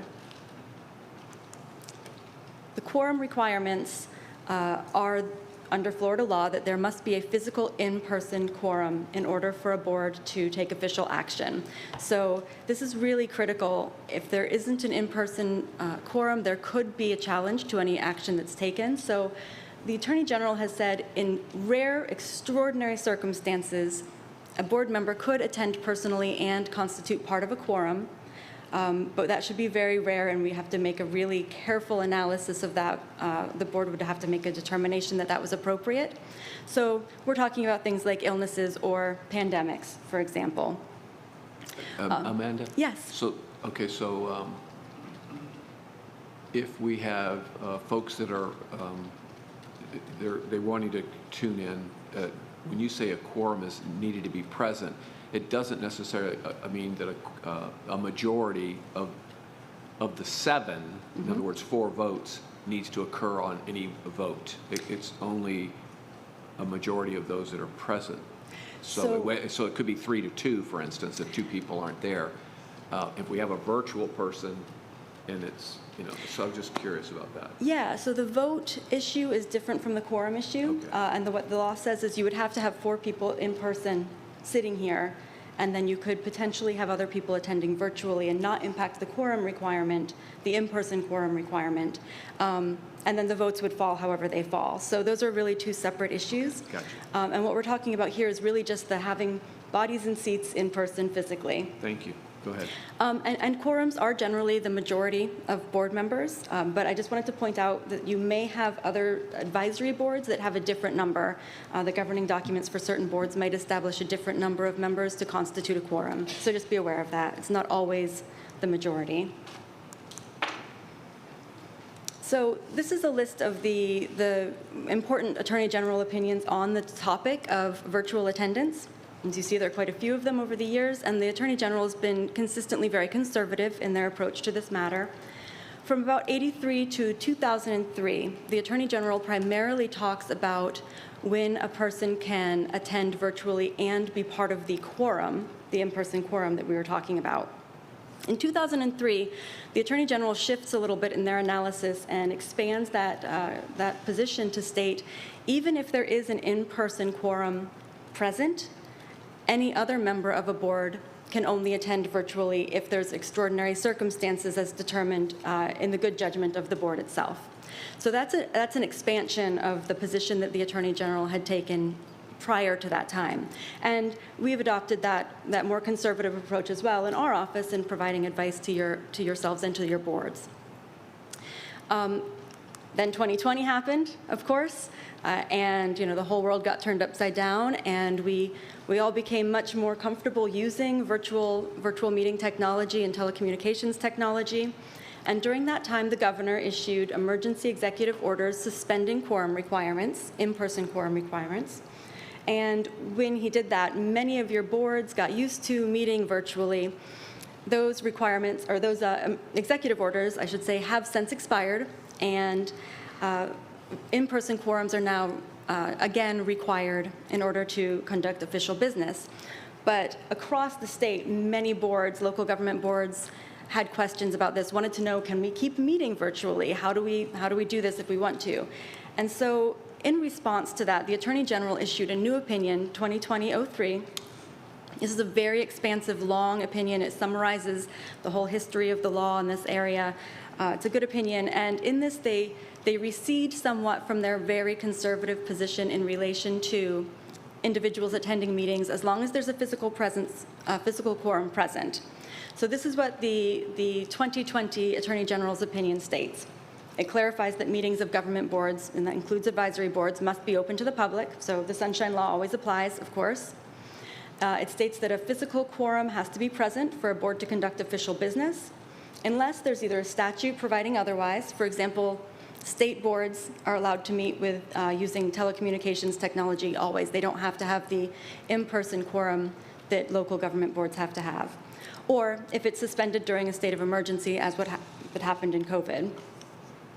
The opinion then clarifies that a quorum can include a virtual member only in extraordinary circumstances, and that's at the discretion of the board. And that's the position that's always been the case, and we retain that position today. Now here's where the change happens. The Attorney General now says, as long as there's a physical quorum present, any other members of the board can attend virtually, as long as sunshine meeting requirements can be met. And it doesn't require extraordinary circumstances. You can determine what circumstances are appropriate in that scenario at your discretion. Yes. Commissioner Justice. So, thank you, Mr. Chair. The Attorney General, they just decided? Yeah, so... An interpretation of law, they just decided? Yes, and that's a good point. The Attorney General opinions are persuasive law, right? The Attorney General analyzes the law and provides their opinion, and these are opinions. They're not binding on other agencies. However, in an area of law like this where they have consistently opined, the area of law really has been built up by the Attorney General interpreting the statutes. And so frequently in areas like this, we will look to the Attorney General for their guidance. Now, we can certainly give our own legal advice separate and apart from that. We happen to actually agree with them in this 2020 opinion. So I guess the follow-up would be if you had 4 people here and you had 3 absent, and we basically said, whatever, anyone can attend whatever, virtually, as long as we had 4. And then later on, there was a complaint or a suit about one of the votes that went a certain way. I guess I'm asking, how much bedrock does this opinion give us as far as the legality of our actions? So it's always possible that someone can challenge the action of the board. I think that obviously your most conservative and safest position would be to have the entire board present physically. However, under Florida law, I think it's very clear that the only thing that's required is that you have an in-person physical quorum. So as long as you have 4 people in person, I think that a challenge to any action taken in that regard would fail. Doesn't mean somebody wouldn't sue us and we wouldn't have to fight it necessarily, but I think it would fail. I only think about if, for example, the 3 out of the 4 vote one way, and then 1 commissioner here and 3 absent vote another way, and that's the prevailing way. Anyway, I'm just kind of playing devil's advocate a little bit. Yeah, for sure. And that was kind of what I was getting at earlier about the voting piece of it, so that if you have 4 people here and it's a 3-1 vote here, you don't have a majority of the entire commission. So it would be, in my little opinion, more susceptible. But if you had 4 of us here and we all voted for it, and the other, it wouldn't necessarily matter as much if there was a loss. Because you had 4, the majority of the commission was for it. To your point, if it was 2-2 here and the votes that were calling in made the difference, would that make us more vulnerable? Looks So- like Jewel Well, wants and to take that. And if I could add one thing, Amanda has very eloquently touched on the fact that we really rely largely on Attorney General opinions to render advice in this area. There's not a lot of case law on this topic. In fact, I don't think any case law on this topic. So keep in mind, as Amanda already said, Attorney General opinions, they're persuasive. They're really just another attorney's opinion, albeit the Attorney General. So that's another reason why we, tread somewhat cautiously. For instance, I wouldn't want to try out some virtual appearance, new policies, for instance, at our budget hearing, because there could be, potentially some risk because there's not case law. So let me just say that inherent, there would still be potentially, some risk because of the lack of case law. Commissioner Gerard? Yeah, I think you maybe just answered my question, but so we could adopt a policy that's more stringent than this. In fact, it might be a good idea because you never know when they're going to change their minds. Yes. Because I'm aware of a local board where there's somebody who just doesn't feel like coming to meetings. So this person, participates virtually pretty much all the time. Yeah. And that's no, just not cool as far as I'm concerned. That's, if there's not some sort of extraordinary circumstance, I don't think that's right myself. Yeah, you can establish a policy with whatever parameters you desire, and we'll give you some, after this I'm going to talk about some options for that. So the last thing I did want to point out before we leave this slide is that the Attorney General's opinion made it very clear that any attendance by virtual means wouldn't impact the sunshine as long as the sunshine requirements could still be met for public participation and so forth. So we don't have to be concerned about any sunshine implications. Really, this is more about the quorum implications at this point. So, as we mentioned, you could adopt a policy allowing virtual attendance at meetings as long as there's an in-person quorum present, but you can establish the parameters and limitations on that in whatever way you'd like. So, if you wanted to adopt a policy, these are some things that our office would recommend as a starting point. First, I think that it would be smart in the policy to reiterate that a physical quorum is required unless there are extraordinary circumstances. And again, we're talking for that illness, pandemic, et cetera.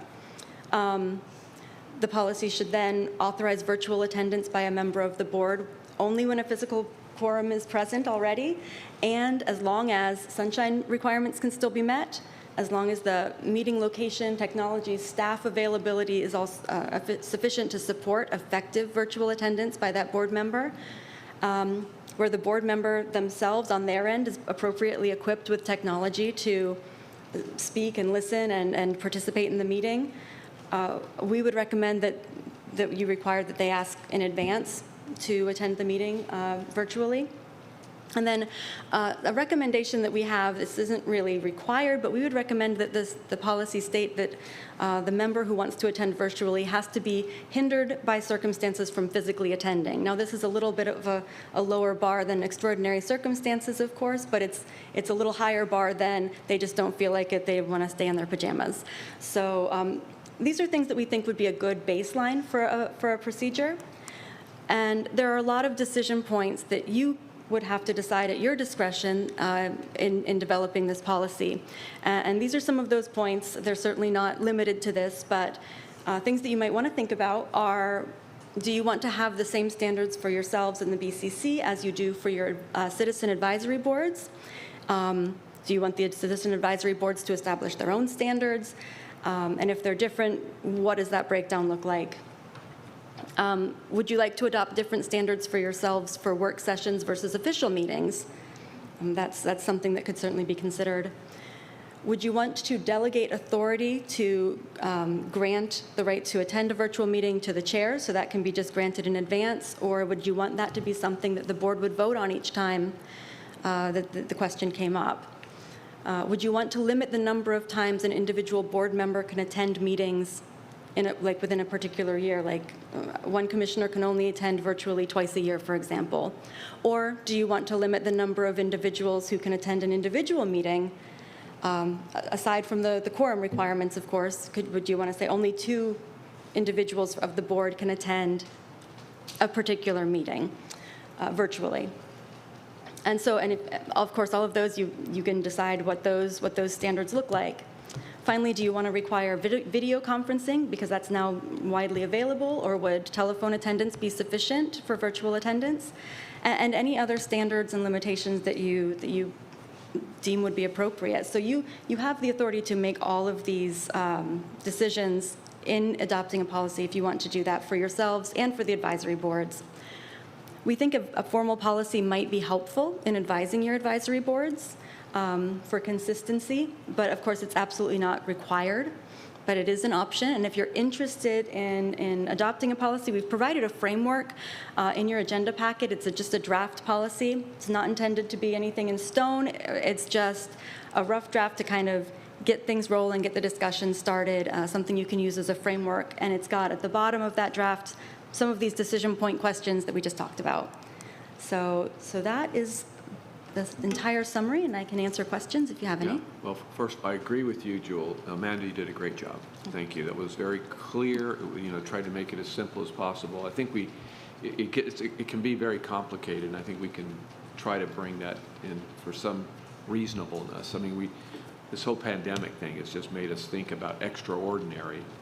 There's the offset is like, we want our residents to participate, so we're allowing them to do it virtually. We want our elected officials to participate. They were elected to participate. I mean, if there's some reason, a family emergency, a health crisis, that they can still participate, those residents that voted for them probably would appreciate that input, and I know we would too, unless they're voting differently than I feel.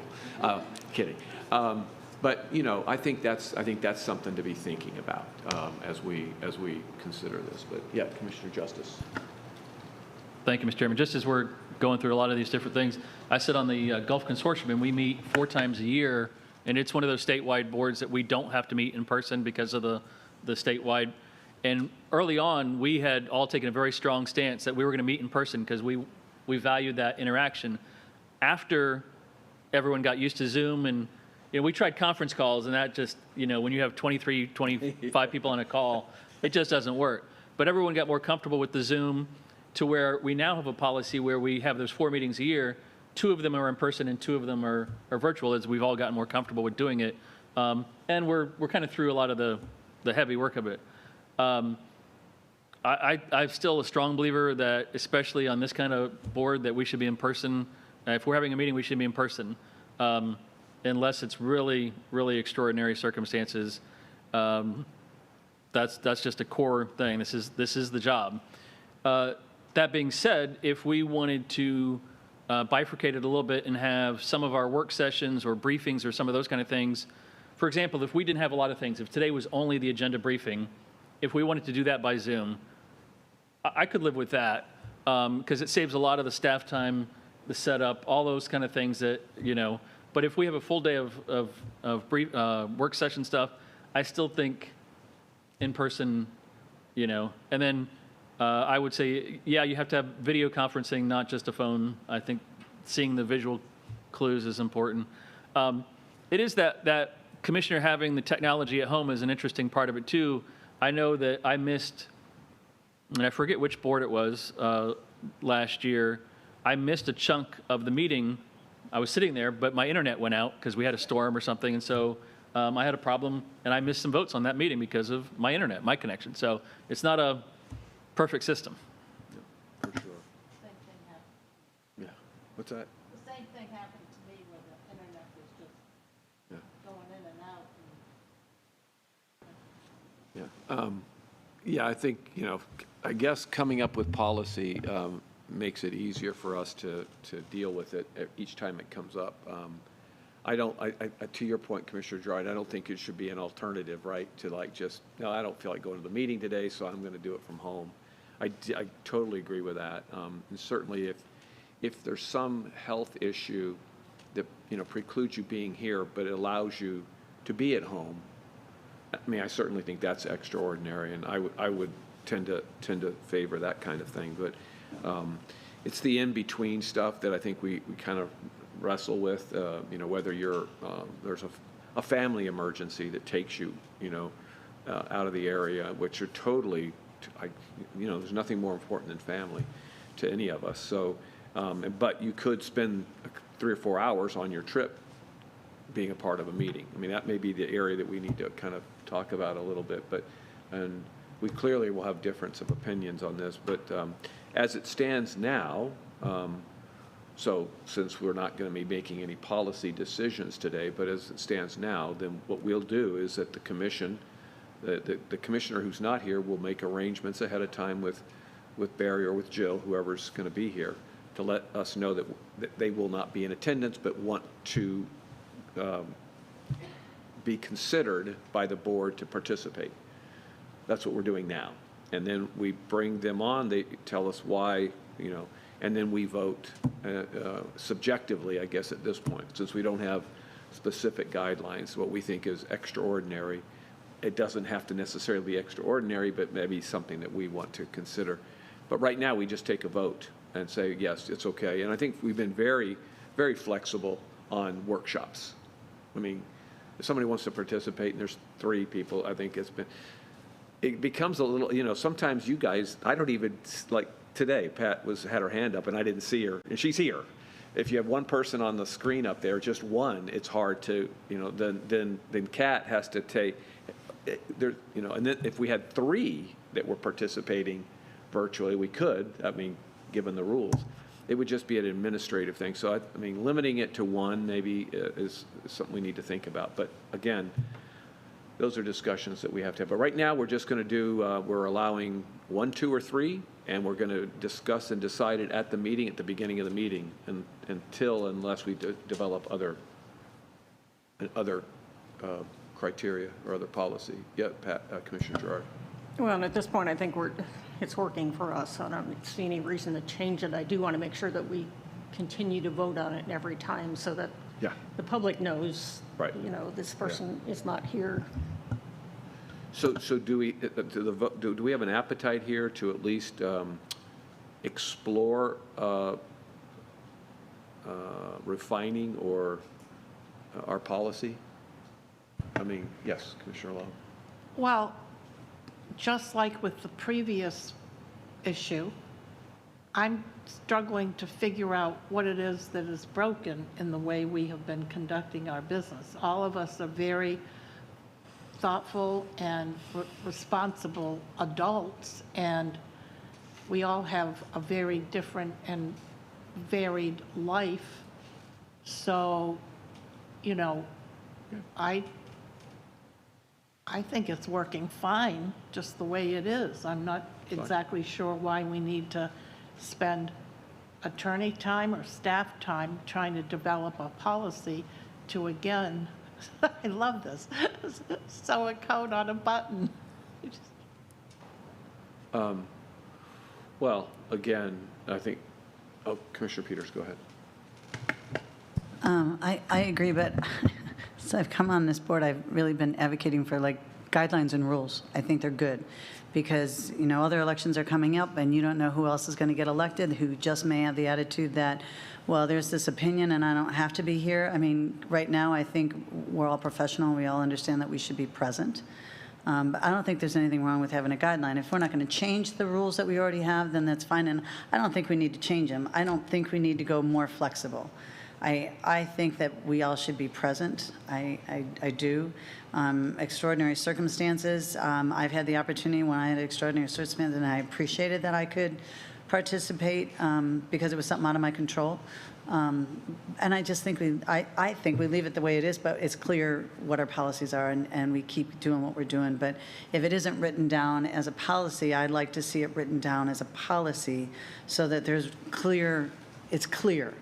This clear as mud stuff I don't like, but I like clear. I like to know this is the policy, this is how it's going to be, and it's always going to be this way no matter who else comes in, and it eliminates the clear as mud thing. I tend to agree. The policy we have right now, we can put that in place, and that becomes our written policy.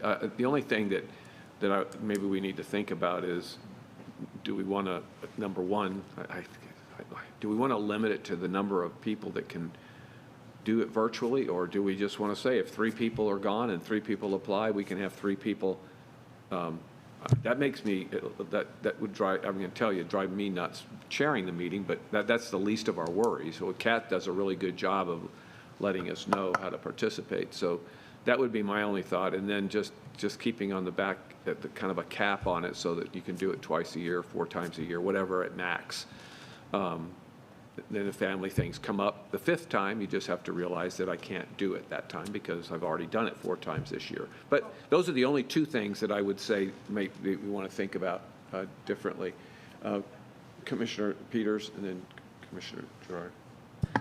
I'm not sure about the cap, and I think you guys went to this because of John Maroney when he was sick. And so if you have, I don't know if I'm right on that. I'm making a guess because I wasn't here.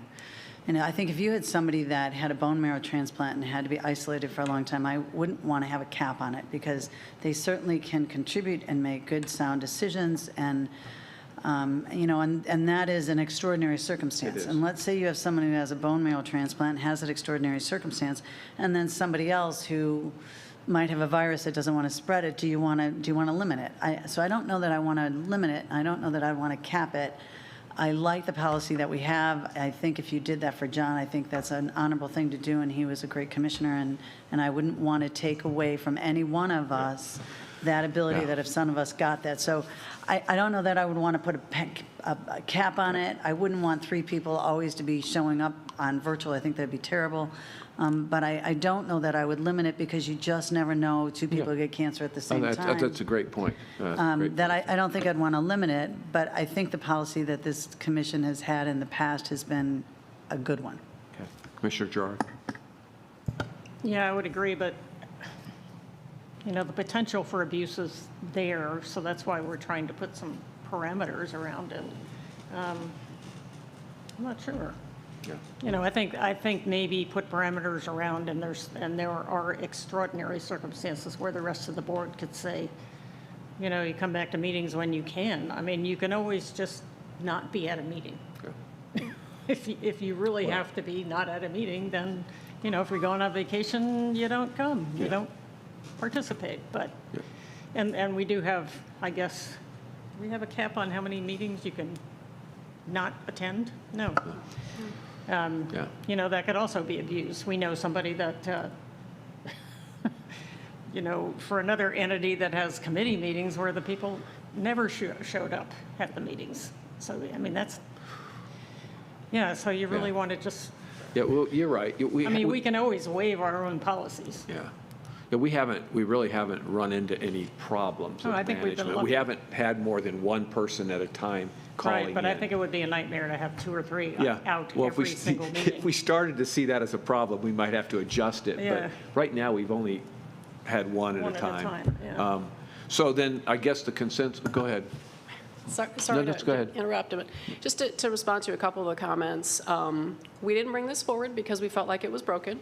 Again, we know that, I know that many of you, again, are on different boards where you're seeing different advice given by the attorneys that may sit with those boards. So I thought it was important to just bring it here and talk about it.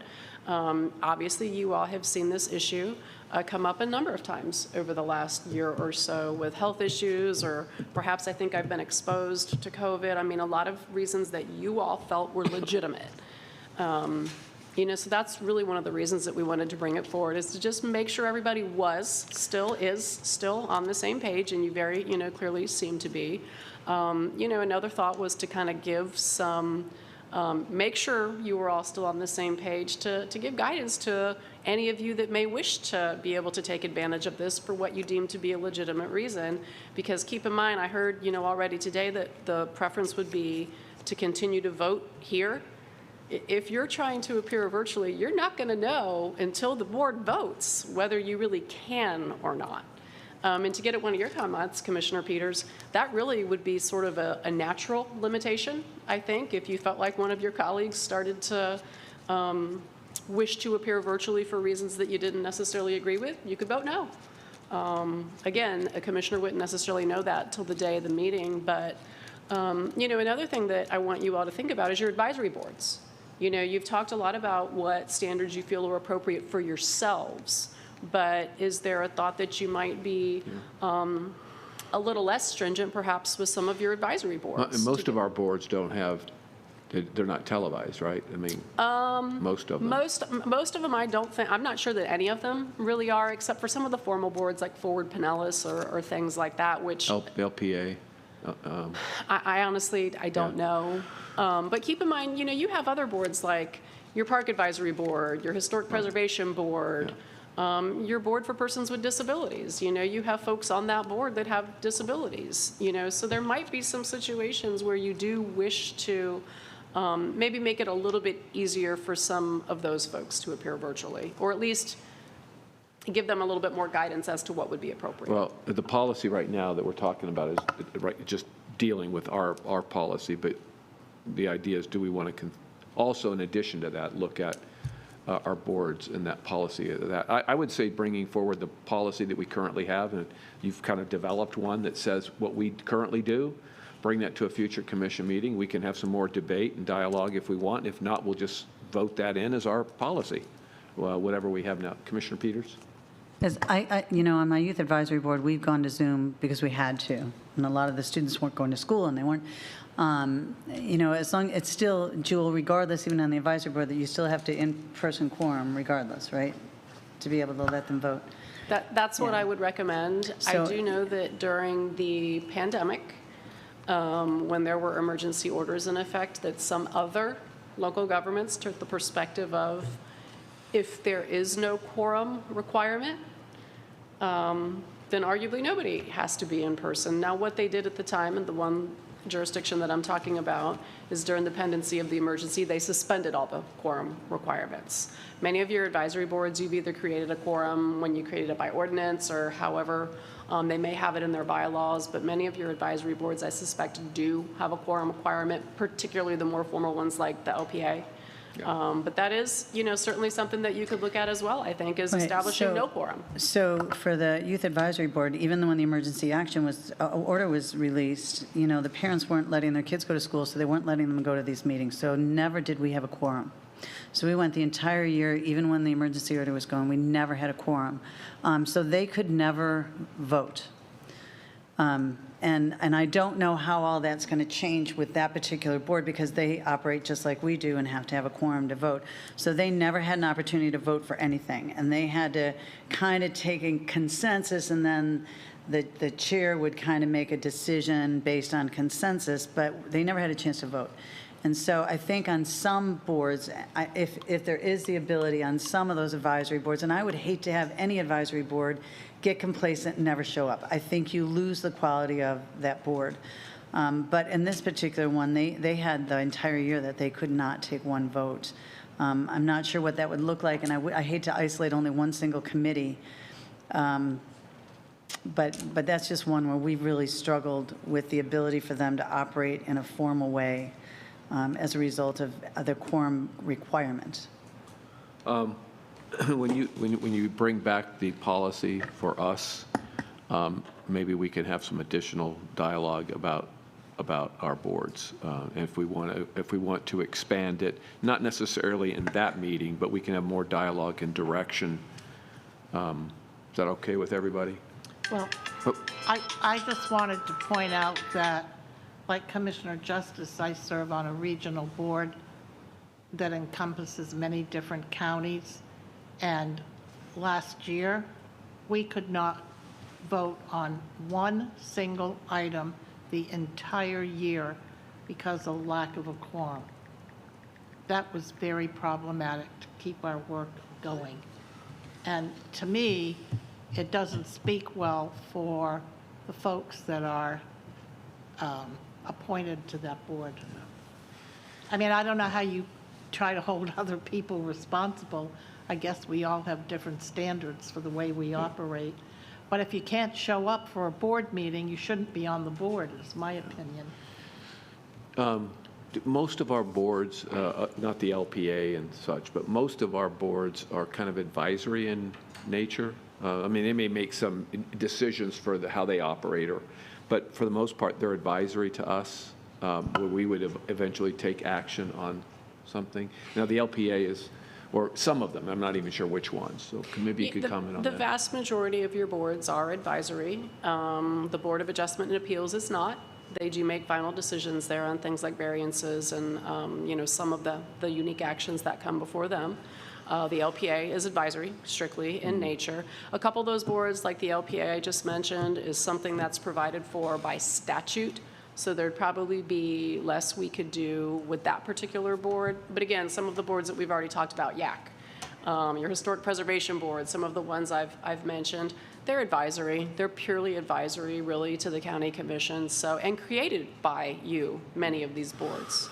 Well, we can always get into the whole exception thing too. Like Commissioner Peters could come to us and say, we have a policy for our boards, but here's the reason I'd like you to relax it for the youth advisory, and then we could take a vote to relax it for the youth. So by exception, we could, instead of just saying, okay, everybody, you can do whatever you want, we're going to say everybody's going to have kind of these standards, but bring it to us like you're doing right now and saying that, it's a problem. Yeah. So, yeah, Commissioner And Peters. I think there's a difference with that one is we already Zoom every meeting anyways. So the technology is there, they all have the technology, and we Zoom them anyways. Where some of the other ones don't particularly use technology, that's not something they do every day. And so I think if you're on the Disability Board or the Parks and Rec Board and they don't do Zoom, they don't have that available already, there's a difference there. But with one that already uses that technology every meeting, because we didn't want to exclude one kid. I mean, that's the whole kind of thing, is that experience. So I don't know if that's the caveat on the policy, that if you have the technology for an advisory board, and maybe that would facilitate those advisory boards to do that, because that is true with the Disability Board. A lot of them are disabled. So I don't know, but I would like to see something for the advisory board for flexibility. Well, maybe when we bring the policy back, our policy would pertain to all the boards, but let's give opportunity for those boards to have that discussion. And maybe, like Commissioner Peters is saying, when we set the policy, we create an exception based on what that person is bringing forward. I hate to just leave it so open-ended. So if we have a policy that's kind of across the board with exceptions. And we could perhaps make the exceptions that you're referring to really just in, for instance, with YAC, created by resolution. I think it was created by resolution. You could modify your resolution to that particular committee. Yeah. Again, some of the other ones that we've mentioned here, I want to say your Historic Preservation Board's created by ordinance. You could modify the ordinance that created that particular committee and do some changes in regards to very particular boards, just in a very discrete way that would only affect that board. Again, some of the boards there's less you can do with, like the LPA. Right. But some of these other boards, you've got a lot of boards. Well, you guys know you appoint to them. Maybe we can move forward with notifying our boards that the policy that we have here is one that we're considering putting in place for them. And maybe they can have some discussion at their meetings about, is there an exception that we would like, that we think we need to ask for? And if so, then when we come back in 2 or 3 months with policy to look at, we can deal with them then, or at future meetings. Let's just say Commissioner Peters didn't have that, and 2-3 months later she says, oh, I think we're having a problem, and she wanted to bring it, then she could bring it. We don't have to always address everything at that particular meeting, but I think that would be a good starting point. So maybe we can get the message to our boards in the next 2 or 3 months to see if they want to ask for exceptions. Otherwise, we'll probably head in that same policies that we have. Okay. And they're obviously, many of them, restricted by technology because we don't provide that outlet anyway. So, but they could, I guess, I don't know if they could phone in or not. So anyway, anything else for now? Okay. Thank you, Jewel. Amanda, thank you. I appreciate all of that. And now we will go to the agenda briefing. Thank you, Mr. Chair. You have presentations and awards that are noted. And you have a really large agenda that follows those. So we'll start with the public hearings. You will have this coming Tuesday as the Countywide Planning Authority. You have a case for a countywide map amendment from residential low medium to residential high. This is a project located at the terminus of 20th Terrace Southwest in proximity to Seminole Boulevard. Item number 5 is a countywide plan map amendment from residential low medium to retail and services. The location is 8119 46th Avenue North. Number 6, also a countywide plan map amendment from retail and services to residential low medium for a little over half acres located at 1201 Gooden Crossing. And then we move to regular public hearings. Item number 7, this is the ordinance to adopt our modifications related to the new FEMA maps and conform to other floodplain management code requirements. Lisa Foster, our floodplain administrator, is here today. If you have any questions about this ordinance, we were before you prior to the effective date of the ordinances earlier in the summer, and had an opportunity following our conversation with you. Lisa addressed the City Managers Consortium. They've talked with the realtors. They've done a number of communications and outreach. We have attempted to catalog exactly what each of our 24 cities intends to do with their own adoption. So we have done a great deal of background and research, and we've narrowed it down to the recommendations that are in front of you with this ordinance for Tuesday. And Lisa's here if you have any questions today. Go ahead. Yes, I do have. No, I I'm didn't say sorry. that. I do have a question of Lisa, if you wouldn't mind. You know, this really rings my bell. Are we still, is the data that we're working off of now, is that still from 2012? Yeah. Lisa Foster, floodplain administrator. So the current data that we are working off is the current effective FEMA map. It went into effect on August 24th. But when is, from what year is the data comprised? So the FEMA study that just went effective was kicked off in 2012. We also follow our watershed management plans and our new vulnerability assessment for best available data. The code update will officially adopt the vulnerability assessment as best available data. Right now, it just is limited to watershed management plans and other data. So this just adds the language to put the vulnerability assessment data in there, which is the new study that was just completed. Well, I know this isn't your responsibility, Lisa, but it's 2021, soon to be 2022. Is there a particular reason why we don't have more current, updated data? From FEMA? Yeah. So the FEMA process is pretty long, and the study that they did covered all of West Central Florida, so it took quite a bit of time, and it was held up several times. We did anticipate receiving data from them a lot sooner than we actually did receive it. They do have a guidance report out there that states that they should be looking at future data when they do their mapping and consider future conditions. And I can provide that information to you. Well, I think as a commission, it would behoove us to really keep our eyes on this process, because given the way the weather patterns are changing and given the catastrophic events that are going on throughout our country, it seems to me that this is a ticking time bomb if we keep trying to move forward with decisions that are based on such antiquated data. I mean, am I the only person that has a concern about this? So what's posed to you in the ordinance is using what we would consider the best available data for the current conditions for a 100-year flood. If you want to look towards future conditions, and you all as a commission would need to discuss that, we do have that data available. We have 2070 data based on low, intermediate, and high sea level rise scenarios for your 100-year storm surge. We have different projected time horizons, 2040, 2070, 2100. So we do have data from this new study. If you all as a commission wanted to implement that to a future condition for our minimum building regulations, that would absolutely be an option. We pose to you to use the vulnerability study as the best available data for the current conditions 100-year storm, where it supersedes what FEMA's data, which is a little bit older, says.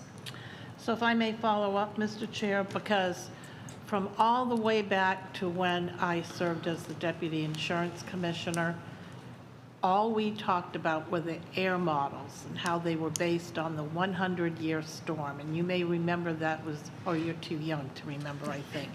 But it was shortly after Hurricane Andrew that the focus really shifted, that we started talking about that. But I could be wrong, but I'm pretty sure that this coming year, it will be 100 years since Tampa Bay has had a direct hit. That's Am correct. I right? Yes, that's 100 correct. years.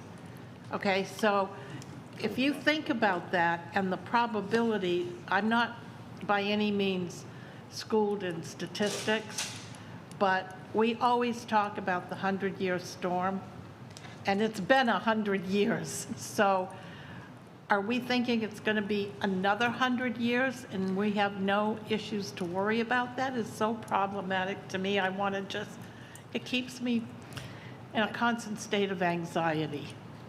I think the 100-year storm, you know, the term 100-year storm is pretty misleading. It's really that 1% annual chance occurrence. So every single year, there's a 1% chance that that particular event that's been mapped out could occur. So FEMA, with their new risk rating 2.0, is looking at multiple frequency storm events when they determine these actuary rates. We in floodplain management are still using that 100-year storm rather than looking at the different storm frequencies. I mean, we could be looking at a 25-year, a 50-year, a 100-year, a 500-year. I mean, there are different frequency storm events that could be looked at. You could also look at different frequency storm events at future time horizons with different sea level rise projections. So what we put in the ordinance is really the minimum, the baseline that is recommended, just to make sure we're using the best available data for that 100-year storm. However, looking at different frequency events, we could absolutely do that. That new vulnerability assessment also has the 500-year storm mapped out. Well, Mr. Chair, if I may, would you not agree, Lisa, that the frequency rate is changing dramatically or has changed dramatically in the last few years? Data does indicate that storm frequencies and intensities are changing. Thank you. Okay, well, Commissioner I'm just Justice? saying. Were you done, Commissioner Long? Yes, no, but I could No, I meant- really wax on about it. I mean, it's just, Commissioner Justice. Thank you, Mr. Chairman. Looking at how would you describe this ordinance as far as if I was describing it to my neighbor? I mean, at first it was kind of described as kind of a cleanup and we were just implementing FEMA. But what's the takeaway as far as, I mean, there's some language in here about restrictions on development as far as impacts neighboring properties and those. What's the actual boots on the ground, nuts and bolts of what this ordinance does for the folks in Pinellas? So the driver of that language was based on flooding complaints that we've been receiving, folks putting fences, for example, in floodplains, which is blocking flow, so the natural hydrology is not able to function, and we just didn't have that code language that says you can't cause adverse flooding impact on your neighbor. So it's difficult to try to enforce somebody not flooding their neighbor when you don't have that code language. So we tried to clean it up and just kind of put that language throughout to make sure that, you know, the onus is on whoever's doing whatever they're doing on their property, that they don't cause adverse impact onto the adjacent properties. Okay. And then the agricultural structures, where does that apply in Pinellas? So we have very limited agricultural areas and structures. As you know, FEMA put out guidance last year, and the State Office of Floodplain Management took that guidance and wrapped it up into template code to make sure that we are compliant with the NFIP. So that is just bare minimum NFIP compliance language. Accessory structures, the same thing. Thank you. You're welcome. Commissioner Peters? Yes. You, so you said you can't cause flooding on your neighbor. Are you talking about like privacy fences? Are you talking about seawalls? Because some seawalls are higher than the neighboring seawalls, which is causing flooding in the neighboring yards. So I don't know, are you including all of that? Could you clarify that better? It's sort of lumped together. So it would be a seawall, it would be a retaining wall, it could be a fence. It could be bad grading. You know, some people just bring in fill, and they're not supposed to bring in fill, which diverts water onto adjacent properties. So is this saying that all seawalls have to be at a certain height, and some that aren't, then it's your fault, or? So the countywide charter has a minimum seawall height, 5 feet mean sea level, which is about 4.1 feet NABD, which is the current datum that we're in. The FEMA regulations, if you're in these V zones or coastal A zones, you can't extend or put fill or walls 2 feet. You have to be below 2 feet above the existing grade. And if you're going to do something like that could cause that wave deflection around the seawall because you're going too high, you would have to do a wave run-up analysis to show no adverse impact. Let me, if I could help, perhaps, Commissioner. Lisa, can you clarify, this is prospective, so that it would be something that someone would do this point going forward, that we would then be able to enforce on, right? It's your example is someone placing fill on their property and it causes water to go on someone else's. It would have to be something like that occurs that would mean we would exercise the ordinance. It doesn't mean that we would go back and look at every seawall and try to make sure they're compliant, or fences or anything else like that. And I appreciate that, so it's from this day forward, but I'm not talking about fill, I'm talking about the seawall cap. So many of our seawall caps now are going higher based on sea level rise or whatever, and so they're, I think, 18 inches or 24 inches higher than the neighboring seawall cap. So you have a seawall cap that's here, and a seawall cap that's here, and then a seawall cap over here that's like this. And so that person, so are we doing anything that we're going to mandate that they all go to that 18 higher, or what's going to happen to those people that are adversely affected now and will continue to be as more seawalls get put up? Because it's interesting, on my canal, like 8 people have redone their seawalls. 5 of the 8 kept them at the same height, but 3 of them went higher. And so now that they spent the $30,000 or $40,000 to redo their seawall, they're lower than their neighbor's seawall. And now when the tides come in when it's high, they have an adverse effect, and their yard gets flooded and gets degraded and cut away and taken away into the bay. And so, we don't even have a policy now that says it all should be uniform, and any new seawall comes in should all be uniform. Instead, we have this patchwork. And so someone just spent $30,000, $40,000 on a seawall, and their neighbor did one too, but did it higher, and so now they have a problem.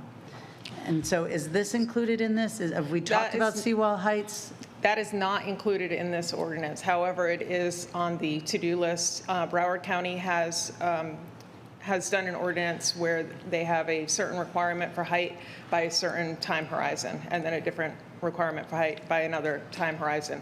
And this way, it's going to be piecemeal because everybody has an individual property, and it's not one big capital project that all the seawalls get replaced. And the piecemeal exists now, where someone constructs a new home and they elevate and the older home is next to them. Right. It's incumbent upon the new homeowner to keep that water on their property. But we do already have that as it relates to overall structures now, but that is on the list, and probably others that I can't think of right now. All right, thank you. But we do acknowledge that there's an inconsistency. Commissioner Long? Thank you, Mr. Chair. For informational purposes only, Commissioner Peters, Jack Mariano sits on the Regional Planning Council as well, and his daughter, Representative Mariano, is working on that issue in the state legislature because he has brought that up several times, and that was a huge concern of his when we put in place the the compact that we did 2 years ago with the Regional Planning Council on resiliency and sustainability. So they have that issue big time up in Pasco County, and he's a real advocate on trying to figure out what the solution to that is. So it is, as you stated, it is not easy to address. Yeah. So, but there are people working on it. Thank you. Yeah, I think Commissioner Justice has answered a question. I was thinking about implications of this, what we're doing. What does it translate to? It seems like sometimes I get in more trouble when these things come through, and on their essence, when they're presented, it makes sense. And then we walk away, and the folks that are having to deal with the ramifications out there, I hear from, like, what did you guys just do? And sometimes I'm like, well, I thought we knew what we were doing, or at least I'm sure staff may have, but I wasn't up to speed. So my question is, you said you reviewed this with the realtors. We went through the vulnerability assessment, and What we're bringing forward. the entire ordinance was not brought to the realtors. The adoption of the vulnerability assessment and using higher standards for foundations was brought to all of the other groups. And they were all in support of it. The Pinellas Realtor Organization, which is the Pinellas Pasco Realtor Organization, submitted a letter in support, and many of the other stakeholders were also in support. We did do a survey, and I believe that we have a staff report that we can provide to you. We can get you that Yeah, information. and we have, and I know in some areas, we really reach out to get our business community involved. Did our business community, what's the name of that group that we are using in our development review process? Development Community Advisory Group, Yeah. the DCAG, they saw this. And did they support it? They did. Okay. Yeah, that's one of the others that Lisa's referring to. Some of these folks have that foresight to Sure. see about the implementation effects, and sometimes, Yeah. it's good to hear from. We Yeah, I provided the DCAG with information twice at 2 of their meetings, and they didn't provide any feedback to us for any recommended changes or anything, so. So have you had any pushback anywhere?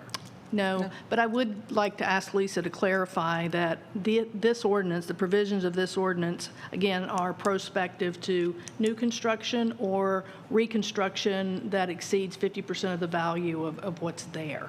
Is that correct? That's correct. Now, as far as the no adverse impact, we don't permit all the fences. So if somebody comes Right. in, we wouldn't know necessarily what year they installed the fence without a permit. So Right. if it's a fence, but there are a lot of easy fixes for fences by putting venting on the bottom and things like that to make sure the water can flow through. So I guess, one takeaway that I would want people to know is that this is not going to impact anyone's home in its current condition. It's not going to force them to have to do anything. We have to adopt the FEMA maps or our own standards, so we do have to adopt something.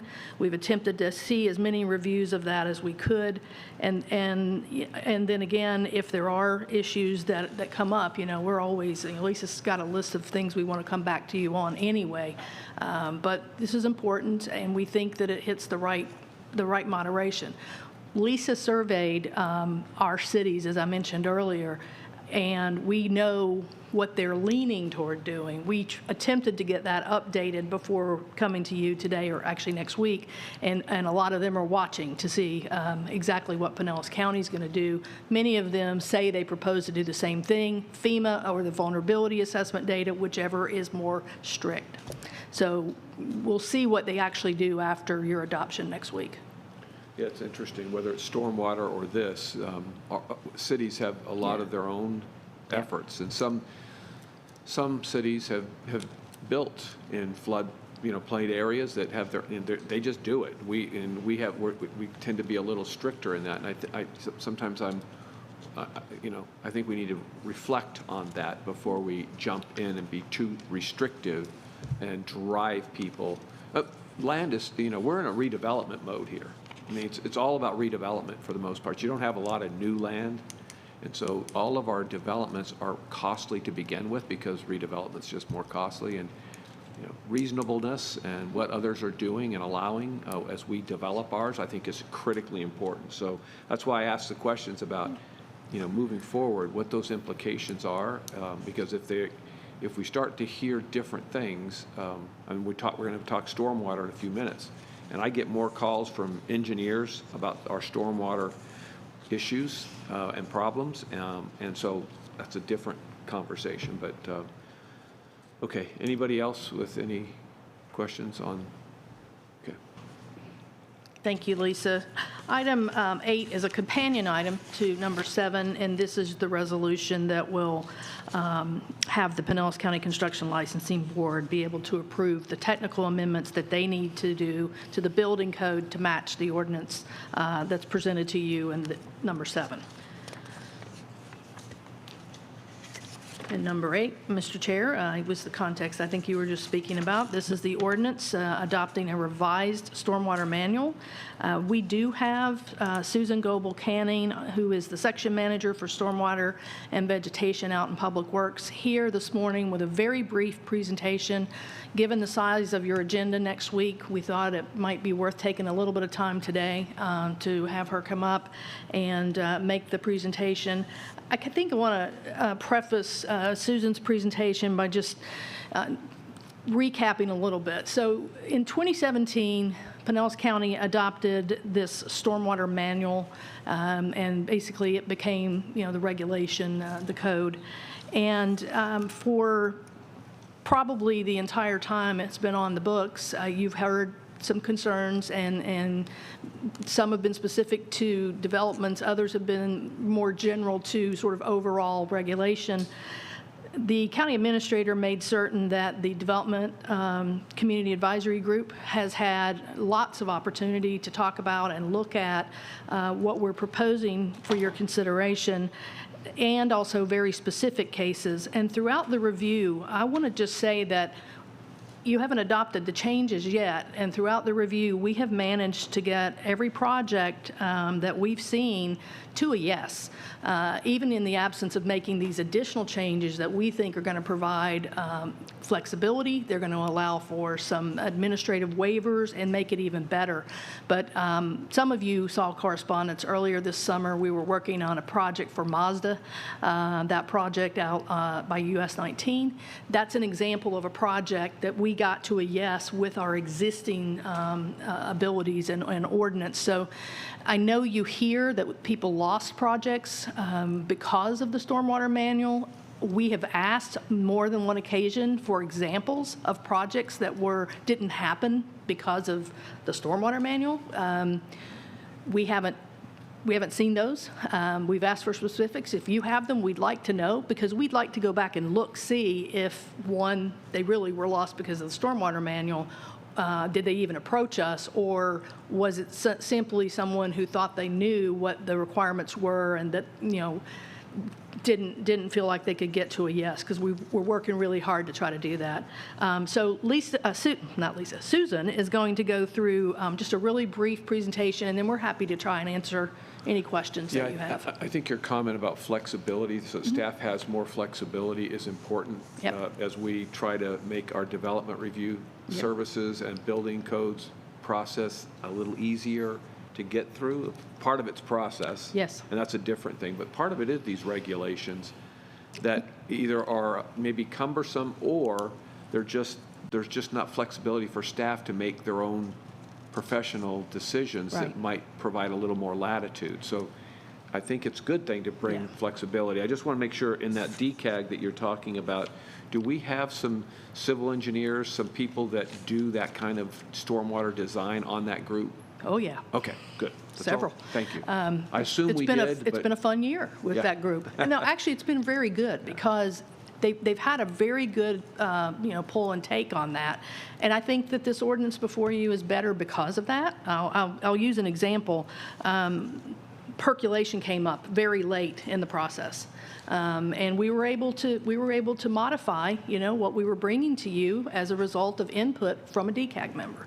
And I could sit here and enumerate, 5 or 6 other examples of that. But the other thing that I will say, and I was going to let Susan go because she can make the presentation, but I do want to talk about one thing that the DCAG, not as a whole, but some DCAG members asked for, and I'd like to be able to share that with you when Susan gets to the slide today, because it's an important point, and I want to make sure that you have that familiarity with one provision. okay, thank you. Go right ahead. Good morning. Susan Goebel Canning, Stormwater Division Director. I'm here to present on the proposed updates to the Stormwater Manual. There we go. So the Stormwater Manual was adopted in 2017 with the intent of outlining requirements that promote sound stormwater management practices. Since then, external stakeholders have noted areas that need clarification and asked for flexibility in adopting certain regulations or applying certain regulations. After a year-long review that included county staff, the development community stakeholder group, and third-party engineering firm, we developed revisions that better meet these objectives. We have gone through the formal approval process, which included gaining support from the Development Review Committee and local planning authority. With approval from the Board of Commissioners, we will implement the revisions and monitor for effectiveness. We evaluated each area of the Stormwater Manual while keeping the county's strategic goals in mind. Changes needed to make sense technically while still achieving goals for public safety, environmental stewardship, fostering economic vitality, and delivering first-class services to both the public and applicants. A variety of areas were addressed, which I will go into further detail later in the presentation. These are recent pictures of issues happening right now in Central County. We are seeing changes in rainfall frequency and intensity, as well as with rising sea levels. These are older developments that were created pre-stormwater rules, where modern stormwater systems are not in place. To ensure continued public safety from flooding, redevelopment must be resilient. Green infrastructure practices are part of the redevelopment solution.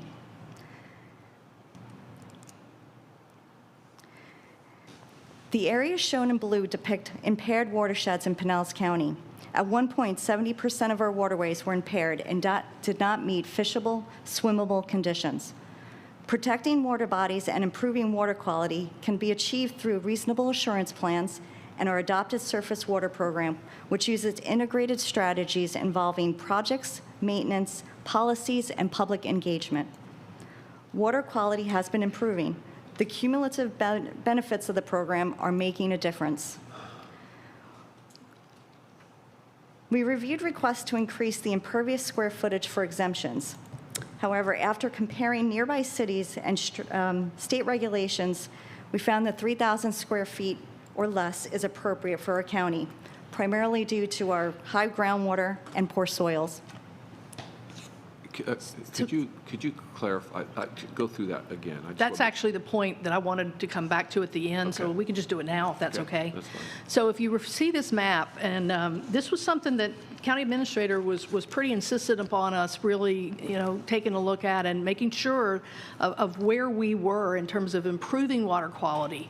So currently, the Southwest Florida Water Management District is the permitting agency for those cities in Pinellas County that don't have their own standard.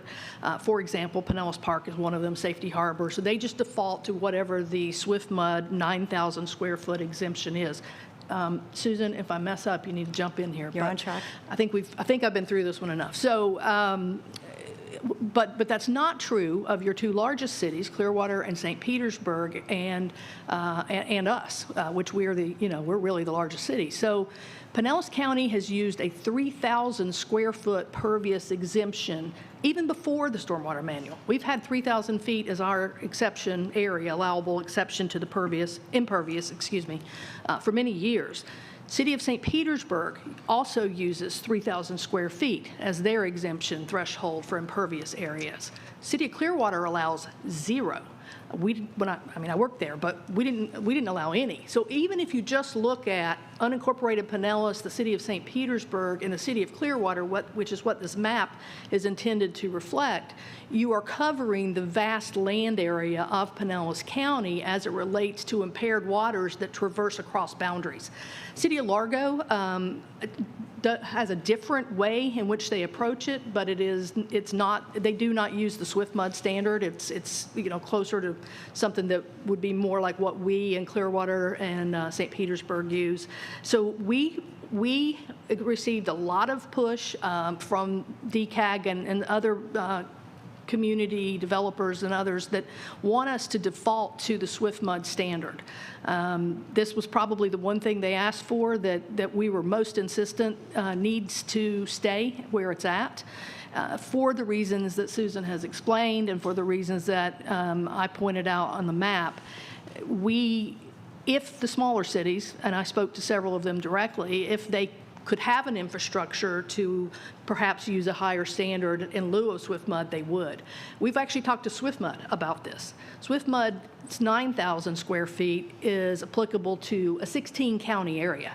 And very few of those other 15 look like us in terms of being compact and being, surrounded by water, being a peninsula. So I want to provide a little more background on that because that's something that we do get and have received a lot of comment and pressure about. We want to make sure that everybody understands that it's not just about the impervious area isn't just about water quality.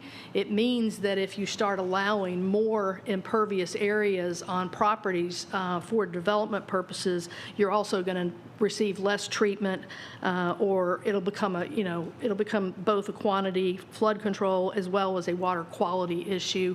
We've addressed quite a bit of water quality related items in this proposed ordinance that we think are better companions with keeping the existing 3,000 square foot.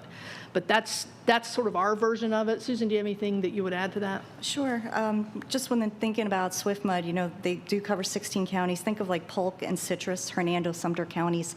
They're not developed at all. They're not even surrounded by water the way that we are. They don't have that high water table. And it's just, like Jill was saying, it's important to understand that SwiftMud is trying to come up with parameters that fit all these counties, and we're very different. So just so I'm clear, so SwiftMud allows on a piece of property up to 9,000 square feet of Impervious. In addition to, That's total. That's total. That includes driveways? Yes. That's for the site. Okay. For the entire property. So, and we're at 3,000? That is Yes. correct. And we've had some examples of this that have been brought forward by individual residents that live up in Eastlake that are on a large piece of land. And I'm wanting to make sure that we're on this topic. It may be a different topic, but where they have a large piece of land up there, clearly a lot of pervious area, but that they're almost held to the same standard as a small postage stamp 3,000, 4,000, 5,000 square foot house on a smaller piece of property that doesn't have that much impervious. So you limit them to 3,000 and you limit these others to, so I'm just trying to make sure I understand that reconciliation. Yeah, at least, Susan can respond to that. I'm trying to remember if this is actually 3,000 square foot per certain size, though. So if you were developing on a... Yeah, my recollection, so, okay, then I'll give it a shot. My recollection, we will clarify this, but I believe the answer to the question is it is scalable, because we do also have an acreage provision. So we'll confirm that for you and make sure we get that to you, either this afternoon or tomorrow, but certainly prior to Tuesday's public hearing, so that the situation you're describing, Mr. Chair, it doesn't happen. Mm-hmm. Yeah, no, some of it's stormwater, some of it's related to the fee that we charge for... The ERU. Yeah, the ERU. I think the one you're referring to was actually the ERU question, but it has led us to a really good question about the 3,000 square feet. Okay. Yeah. All right. Go. Okay. ahead. Something else to think about, we have federal regulations, state can be more stringent, counties can be more stringent than the state. It's because the local areas have different needs. And if you even look at like the St. Johns River, they have different standards that are, I think, as strict, if not stricter. They're the strictest in the state, as I recall. Yeah. Okay. But there are some areas of our county that where the unincorporated and the cities abut, and it's a difficult process to navigate sometimes. And they start going down a path and they realize, oh my gosh, I'm just going to go ahead and annex to deal with perhaps getting away from our requirements to make it a little bit. And we've heard that. We know that's happened. Yeah. So, and again, they're right next door. They haven't moved. They've just redefined who they are. And so sometimes I think that maybe some kind of compromise gets us to a place that maybe not 9,000, but it's not 3,000, and they stay there, and we have something that is more of a compromise.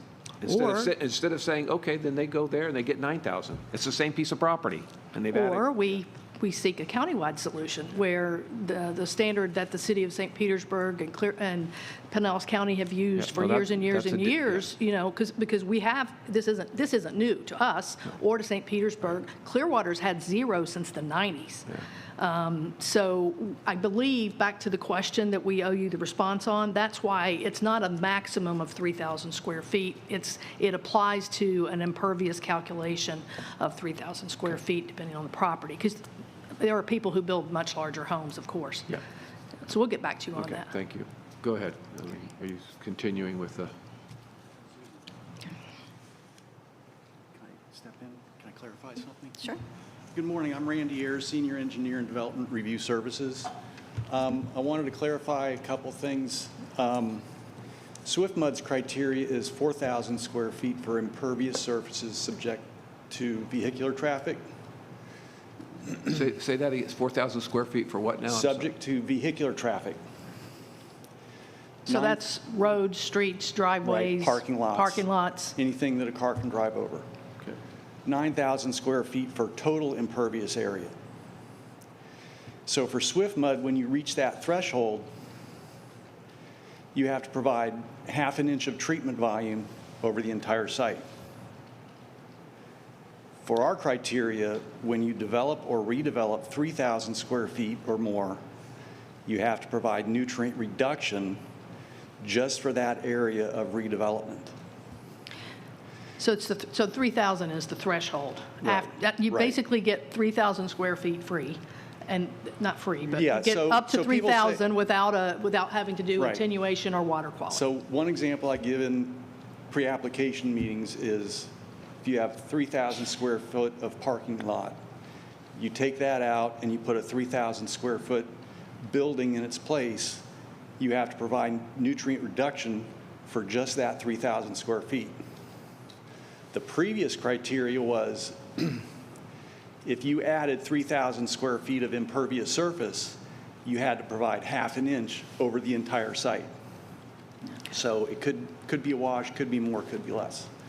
But we have many more options now, the best management practices, not just the traditional dry retention, wet detention, that back in the 80s, the developers and engineers complained that, you know, we've got to dedicate 20% of our property to that. Yeah. Now we have underground vaults, pervious pavement, pervious pavers, tree wells, swales that convey runoff, provide nutrient reduction. So there's a lot more options. Technically, they could have underground vaults that provide the required treatment volume. So more tools. more tools. A lot more tools Thank and you. more staff flexibility. Really glad you Pardon? came up. And greater staff flexibility. Yes. Referred to you. Well, and we're getting there. Before it was the zoning code said there were no adjustments to quantity and quality. So we're looking into making those adjustments where staff may have a 10%. We can't do it for quantity because that's the same as SwiftMud. But for quality, you know, maybe they can't get the 80% treatment reduction, but they can get to 72, so that's 10% reduction. Okay. It's clearing up a little bit like mud. Okay. But, you know, so I mean, it's pretty technical, and I guess what was driving my comments in the beginning was, as long as our technical people out there are giving you that, what I consider constructive feedback, and we're processing it and developing these flexible standards, I think we're in a good place. And I think something else you mentioned earlier, which is we're now employing the project management approach. Tom Amonte's here, but having a new set of flexible criteria and some staff discretion going along with the project management. We think it's going to be a good combination, as you Yeah. noted. Sooner the better, right? Right. Thanks. All Go right, ahead. talked about one of my future slides. So what you see up here are recent pictures of issues happening right now in Central County. Did I talk about this already? Sounds familiar. No? No. Okay. We are seeing changes in rainfall frequency and intensity, as well as with rising sea levels. These are older developments that were created pre-stormwater rules, where modern stormwater systems were not in place, and they're not in place today as well. To ensure continued public safety from flooding, redevelopment must be resilient. Green infrastructure practices are part of the redevelopment solution.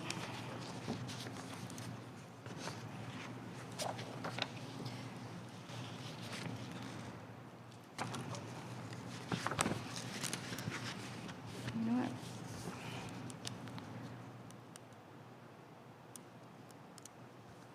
Okay. The code changes recognize that mobile home parks are a critical component of the affordable housing solution. So now a park can replace old units with new units on a one-for-one basis. Essentially, the code treats it like a single-family home. Green infrastructure also offers benefits. One example is Rosary Road in Largo. This was an old mobile home park with deteriorated roads and stormwater system. It was a public and private effort to improve the area with both entities meeting the same standards. The mobile home park was replaced with a new apartment complex that included affordable housing options. Green infrastructure in the right-of-way replaced old ditches. A new multi-purpose trail and driveway aprons were constructed. You can see the entire corridor has been transformed. I mean, if we have a mobile home that is moved out and is being replaced on, say, on the left there, that upper left-hand corner, we're not requiring that one mobile home have to be elevated, are we? So they're treating each mobile home now on a one-for-one basis like it would be a single-family home. So You could switch it out. you're not required to take the entire mobile home park into standards. So, but what I'm saying, that one on the left, if that one's a 1960s and I want to bring in a 1975, it's a little newer. Susan, let's let Lisa answer that, I Yes. think, because that's you're asking about the elevation of I just want to make, because one you know, when you unit. do Yeah, that, yeah, yeah. it creates No, other we problems. talked about this Yeah. last year. It's a Yeah. good question. Hi, Lisa Foster, floodplain administrator. Yes, they would have to elevate that manufactured home. So that one home definitely will create the problems that you're talking about in terms of affecting others No, not next door. If you necessarily. have to elevate, There are flood openings and things like that, so if you elevate a structure, there needs to be a way for the water to go through the bottom, which is, undevelopable. so underneath. if you're bringing a home to replace the one on the left, there's a cost associated with it. What's the delta on a cost associated with the one on the right? I mean, in other words, are we talking about a $60,000 unit versus a $90,000 unit in our affordable housing, then all of a sudden becomes a whole different challenge, or is it pretty close? It depends on where it is. I mean, if it's on the water in a high-risk flood zone that has a very high base flood elevation, yes, it's going to need to go up to protect it from flooding. If it is more inland or in a shallow floodplain, then it won't be that much higher. Already, I believe the minimum elevation for these is 36 inches, I think. Okay. Okay, so there's unique opportunities to do this without raising the cost of the units too much more than would otherwise. I mean, that's a big deal. I mean, for some of our largest group of affordable houses. It depends on the location. Yeah, and we are addressing that also from the affordable housing side. As you know, we just were before you talking about the mobile homes and strategies for those. But this issue is something that we've talked a lot about. We know that it as a one-for-one replacement, if you have to elevate, we're trying to make that a logical, cost-effective solution. Many of the parks actually own the units, so that's also an opportunity to do what I think both Susan and Lisa have pointed to, which is let's address the entire park. That is oftentimes an easier way to do that, and Blake has walked us through some of those before as well. But again, you're not elevating the unit itself. I mean, you're elevating the unit above it, but the ground's not being elevated, so you're not Correct. affecting people that way, right? So I think it's two separate things. So there's the stormwater management component of it. So rather than treating the whole park as if you're going to do anything in the park, then you need to meet all these water quality regulations. We're just going to treat these one by one for the stormwater. And then as far as the elevation goes, they've always been treated one by one. A couple of years ago, we did make that requirement that they have to elevate above base flood elevation and remove that exemption for them to go below base flood elevation. And when we did that analysis a couple of years ago, I believe it was about 10% of the manufactured home inventory at that time would have to, If replaced, would have to be, would be significantly higher. But the rest of them were ballpark within that 36 inches. I would have to go back and look at the data again, but I believe that's what it said. thank you. You're welcome.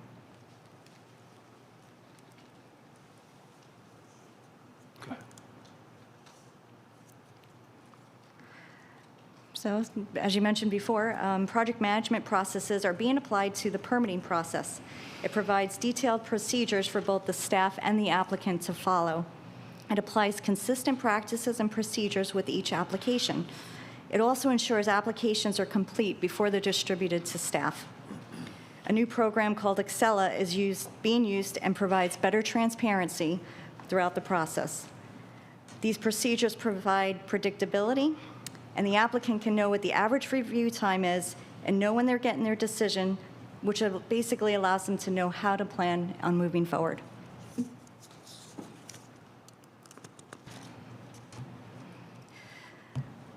So now we're going to review a few of the proposed changes of the Stormwater Manual. Redevelopment of small sites was problematic because most sites are about 2 acres, but the administrative adjustments and waivers were not available to sites over 1 acre. After hearing from the stakeholder group, the threshold was increased to 2 acres.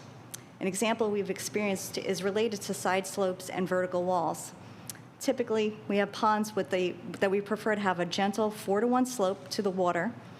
And if the pond is surrounded by vertical walls, it can be a safety hazard and hard for maintenance. Staff having the ability to adjust these standards when sites are tight help make things fit better. Another example of staff ability to make meaningful adjustments is related to water quality. Sometimes projects come in and they are very close to achieving water quality standards, but the amount of time and effort to get the remaining amount is not good return on investment. During the site plan review process, staff can approve up to 10% deviation from their water quality treatment standards. This change gives authority at the staff level to help move good projects forward. Stakeholders wanted to consider percolation as a design method. This practice does not work in a lot of areas due to the shallow groundwater table and poor soils, but there are areas where it can work, and now we've provided it for consideration. Design aids have been provided. These are grab-and-go CAD templates that designers can use and customize for their projects. The state offers a free stormwater model that designers can use, but some prefer to use different software. So now the designer is free to choose what they use. Also, the state's software was updated to include a 10% water quality credit for adding a littoral shelf and wet ponds. This credit was also added to the county's manual. The update also includes providing exemptions for certain affordable housing projects. Single and mobile manufactured homes receive the individual home replacement exemptions. I mentioned that we are implementing a project management system for development review. This includes having a key point of contact for an applicant, which eliminates being shuffled between staff members, consistency in the submittal, and ensuring applications are complete, so to avoid delays in the technical review. Transparency, communication, and timeliness are also other benefits of the update. These are some examples of the changes made. A big component of this will be the monitoring and assessment phase. A subset of the stakeholder group will help us evaluate the changes over time, and that we can adapt and adjust. Yeah, I'm really excited about all of these changes. I think it's great. It's probably easier said than done, but I mean, I've talking to a lot of people and I'm telling them about what's coming in different pieces. Somewhere to be able to say, yeah, we're about 35% complete. When are we going to be at a point of actual implementation of all of these things? Clearly, when these things start to get approved, the folks have been hired for the project management already. So we're moving pretty good, but we're not completely there yet. So what would you say? How many? You're referring to the entire sort of development approval process and where we're at? Yeah, what we're bragging, or what I'm bragging about, yeah. is what's coming. So I was just curious, because there are people complaining, and I'm saying, well, it's coming. Yeah, So just a sense of Thank you, Susan. We're going to have, Tom Amonte can come up. He's been the liaison from our office with the DCAG, and he obviously has BDRS as one of his departments, so he's probably better equipped Thank to you. respond Hey, and Tom. tell you. Commissioner. And you're right. We are, just to give you a sense, we have been going through this process, in my case, for the last 18 months. And we were very strategic in going with the DCAG and the members of that customer group to identify regulations and code that needed to be changed. And what you're seeing today here is the approval of that body of work. We actually went through each one of the chapters and identified changes. To Jim's point, we didn't include all of the changes. It would be unrealistic, but I think we have a good set of flexibility that came out of that process. As you know, we hired 3 project managers. As of last week, we began accepting project through that process. I know. Great. One of the things to note is that this is a time that we're going to be piloting that program. What it means is that, think of, we receive, 3,000 requests in any given week of permits that need to be going through. We're only going to review a subset of that to test the project management. So it's not all of the projects. So it's 80% of them that are going to be going through the normal process, and we're going to compare the 2 of them. And then what we envision is by the end of this year, we will have completed, beginning of next year, this piloting process to get a good sense of, do we need 5 project manager 1, and do we need 2 project manager 2 and 1 3. One of the things that we're also doing, just so you know, is the other 80%, we are making significant changes on that side. We actually are adding some staffing to that side, just because the amount of requests is coming in. And another piece that is good for the community to know is it's not just the increased number of permits that are coming in, but the type of permits. So Tom Almonte wants to remodel his home. First time that I'm going through the process, I submit an application that's fairly incomplete. And that requires more additional back and forth between the applicant and the staff. And what we're seeing is 70% of those applications that are coming in, they're incomplete. So we're going through a process for that 80% to connect with the applicant before they even submit the application. So we're getting there, but we're not there yet. So. Yeah, more towards the beginning of next year, we'll be in a little, continue to be in a little better place. I think if you submitted it, you would probably be more up to speed on what the rules. No, I would be the 70. I would be the 70%. Yeah, you'd be the 70 as well. I know I would be. So, okay. Any other questions on this part? Did you have anything else, Jill? No, for 7 through 9. Thank you so much for giving us a little bit of time today to try to explain from our perspective what we're attempting to bring to you on Tuesday. So item number 10 is a resolution for a non-ad valorem assessment. It is to restore a pond, a retention pond that has filled in Hidden Cove. It's located in unincorporated Clearwater. This pond itself is actually owned by two property owners. And we've been working with them from the staff side as well as the Adopt a Pond side of things to try to get this pond back to the servicing condition that it needs to be to store runoff and floodwaters. As you can see in the item, we've proposed to have the assessment, a non-ad valorem assessment, and then allow the payback over 10 years. The anticipated cost of this project is about $36,000. And this is the best solution we've been able to find. Commissioner Seal had asked some background on this in previous year. I think you may have seen some of that. But there'll be several steps. If you approve this item Tuesday, there's still going to be a number of steps, including, coming back to you with our agreements with the tax collector and the property appraiser. Commissioner, you're good. All right. Okay. Okay, under the clerk, controller, you have minutes and bills, reports for filing, miscellaneous reports for filing. If anybody has anything on those. County Administrator Departments, Emergency Management, we have the ratification of the County Administrator's approval of the award of the contract to CDR Health for our COVID-19 vaccination point. This is for the boosters. This was to get that going. I do not know. I have not heard that. Number. Yeah, I don't think so. Say that again. It is possible to get Moderna boosters at drugstores. I don't know if Dr. Schultz said it. My husband got one at CVS. It's my understanding our site, to which this item refers, is Pfizer only. Yes. Yes, Kathy Perkins, Emergency Management. Yeah, our site that we are doing with CDR McGuire is for the Pfizer booster only. It was to supplement the 122,000 people that we did through our first round, in case there was not capacity at all of our pharmacies to be able to support them. Thank you. Thank you, Kathy. Item 21 is a joint project agreement with the City of Tarpon Springs for the Classroom and Bayou Watershed Management Plan. They have a small participation financially in that.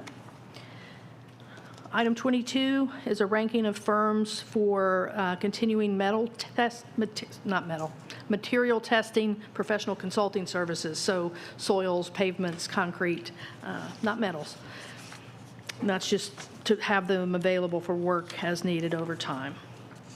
Item 23, utilities, award of a bid to Metro Equipment Services. This is for construction services, specifically to the County Road 95 Force Main Relocation Project. It's a big project, so this one was bid separately from other work. Housing Finance Authority. Jill, speaking Yes. of work, could you maybe get an update for that meeting on McMullen Booth Road construction, on what the estimated time frame before we Sure. get all the lanes back? Maybe we'll, I know we had an original estimate, but maybe you could just see. I forgot about it and got stuck in it myself this morning. Yeah, Thank you. definitely follow up on that. I lost my place. Housing Finance Authority, you have a resolution approving the fiscal year 2021 Land Assembly Fund budget, and it's been approved by their board. You have the resolution adopting and approving the fiscal year 2021 General Fund and Housing Trust Fund budget amendments, also approved by the HFA board. And then 26 is the resolution adopting and approving the fiscal year 21-22 General Fund, Housing Trust Fund, and Land Assembly Fund budgets, also approved by their board. Human Resources, and Kimberly Crum is here if you have any questions, but we have 27, ranking of firms, and the agreement with Aetna Life Insurance Company for the requirements of group Medicare benefits. We have the ranking of firms in agreement with Cigna Health and Life Insurance for requirements of the dental benefit services. And number 29, ranking of firms in agreement with Cigna Health and Life for the requirements of group medical, employee assistance, managed behavioral, and mental health benefits. Item 30 is the ranking of firms in agreement with Express Scripts for requirements for the prescription drug administrative services. And then we'll move to the regular agenda. Under the airport, we have an operating agreement with Sun Country Airlines for the operation of service out of Pye. It's a 5-year agreement. We have an award of bid for the rental car concession services at Pye also. There were 5 submittals for this, and we are recommending 4. 33 is the award of a bid to Evelyn Brothers, Inc. for replacement of the portal gates for 7 through 11 at the St. Pete Clearwater Airport at Pye. This is the thing that smushes you in with all the other people, and the little door closes, and then the door on the other end opens. This is to replace those. So I see that as a good thing. Yeah. Item 34 is the amendment to fiscal year 22 funding recommendations from the TDC. It includes a waiver of the Elite Event Funding Program guidelines, and you have outlined in your packet the number of events. If you want any background on those or don't have it, let us know. And Steve will be there on Tuesday. Sure. Yeah, Steve will be here on Tuesday. That's correct. Number 35 is a resolution designating the airport director position as a senior management service class position with FRS. Question. Yes. Just curious why this hasn't been, if it's the appropriate classification, why we haven't had that classification before. I believe there were previous conversations with previous administrations. This one's been a while in the making, but I don't know why past considerations did not include it. I believe that the current administrator views this as an opportunity for a position that is very unique. You know, very few counties actually have an airport director. And as we know, it's a difficult position to recruit and fill, much like our CVB position is. So that's primarily the reason. And as you'll recall, we have a limited number of those. So I think there was some research and effort that went behind being able to add him. Do you know if our previous airport director was? He did not. He was not classified this Right. way? Okay. Because sometimes a part of another organization where there was a staff change and the person took the new role, but there was never a designation notified to the state, and so they went a year without having that benefit. So I didn't know if it was our policy or whether it was tied to the individual here. That's why I was curious. Okay. Okay, item 36, employment sites program funding approval, sum not to exceed $275,000. This is for the National Forensic Science Technology Center at FIU for the purchase and installation of sensitive compartmented information facility. And we can make staff available if you have any questions, because I can't answer them. And maybe they could be here also, not today. No, Teresa's here. No, I'm good. I just want Okay, to make you're good sure that maybe on Tuesday we can have just a little update on the article in the paper that talked about the Innovation Center and all of those exciting announcements. Sure. Maybe we could this would be an appropriate place to have kind of let us know what's going on Tuesday. Okay, thank you. Thanks, Teresa. You get to come back. Okay, item 37 under emergency management is the resolution adopting the county's 2021 comprehensive emergency management plan. Lots of work has gone into this, as you can imagine, given the last couple of years. Kathy and her team have worked really hard to make sure we're capturing everything we need to in this day and age. From Human Services, we have the agreement with 211 Tampa Bay Cares. This is for administration of the Adult Emergency Financial Assistance Program. Number 39 is the grant agreement from the Substance Abuse and Mental Health Services Administration for the first responders. This is a Comprehensive Addiction and Recovery Act grant. And the total amount, it's about almost $500,000 per year for 4 years, for almost a total of $2 million. Lots of money. And item 40 is the Pinellas County Health Program, the hospital provider agreements for fiscal year 22. From Management and Budget, we have the resolution amending the countywide donated funds policy to facilitate the processing and handling of donated funds to support county programs and facilities. The policy has been in place for many years, and I think Bill wanted to make sure this got to you in a timely way. And item 42 is an agreement with Team Savage. I'm sorry. Go ahead. Can we just go back to that one for a second? Sure. And can you give us a real example of this, how this policy, who's donating, how this policy actually is implemented day to day? It's my understanding this is more related to the GADSP, the government accounting standards, and the way in which it's reported. Is it more than the actual donation itself? But Chris Rose is here, and he's our new OMB director, and probably knows the answer to that question. So good afternoon, Commissioners. Chris Rose, Office of Management and Budget.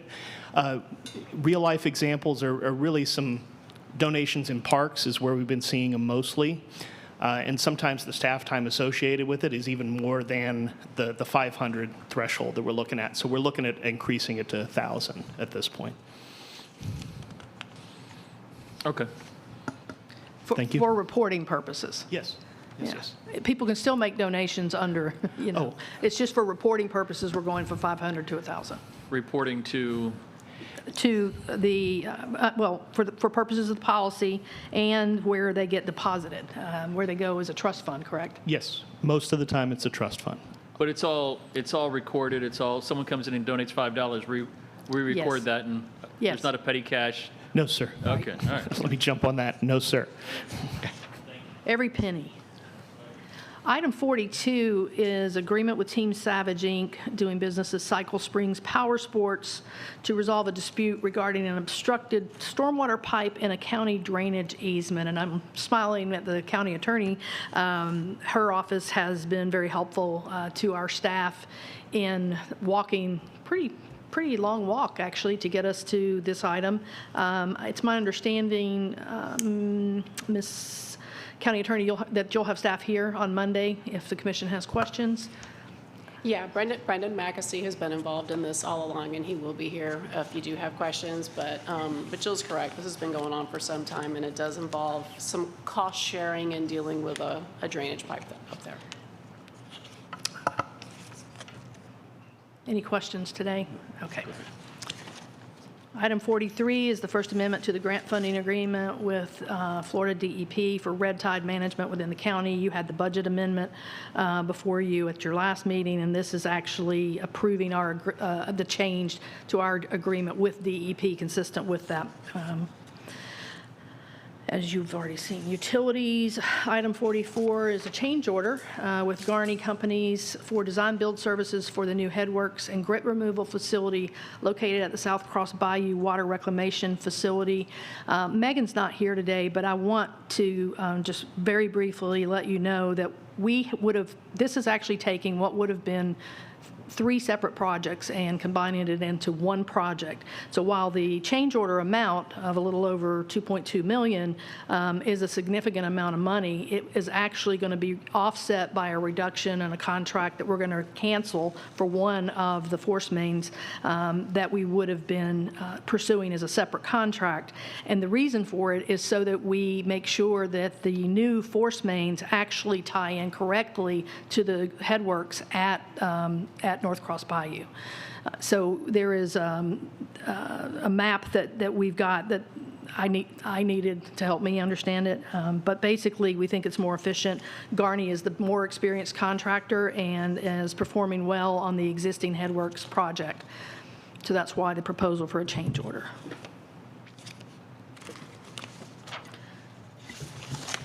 You have for 45, Career Source Pinellas appointment to the Board of Directors. That's from the Commission as a whole. And then you have Educational Facilities Authority appointments from the Commission as a whole. You have item 47, a resolution for Pinellas County Educational Facilities Authority to issue revenue bonds in an increased aggregate principal amount not to exceed $9,200,000. And this is on behalf of the Athenian Academy. Under item number 48, that is your standing redistricting update item. I did ask Amanda to stick around after her presentation this morning in case you wanted to hear an update right now. The redistricting board did meet last night. That'd be great. Hello Thank you. again. The redistricting board did meet last night. Closer. Yeah, there you go. How's that? Yep, I'm sorry, every time. The redistricting board met last night. They did review 2 different options for changes to the single-member districts, and they gave Kurt Spitzer, who's our consultant, direction to come back with 1 additional plan. Primarily what they're looking at is flattening out the line between districts 4 and 5 right now.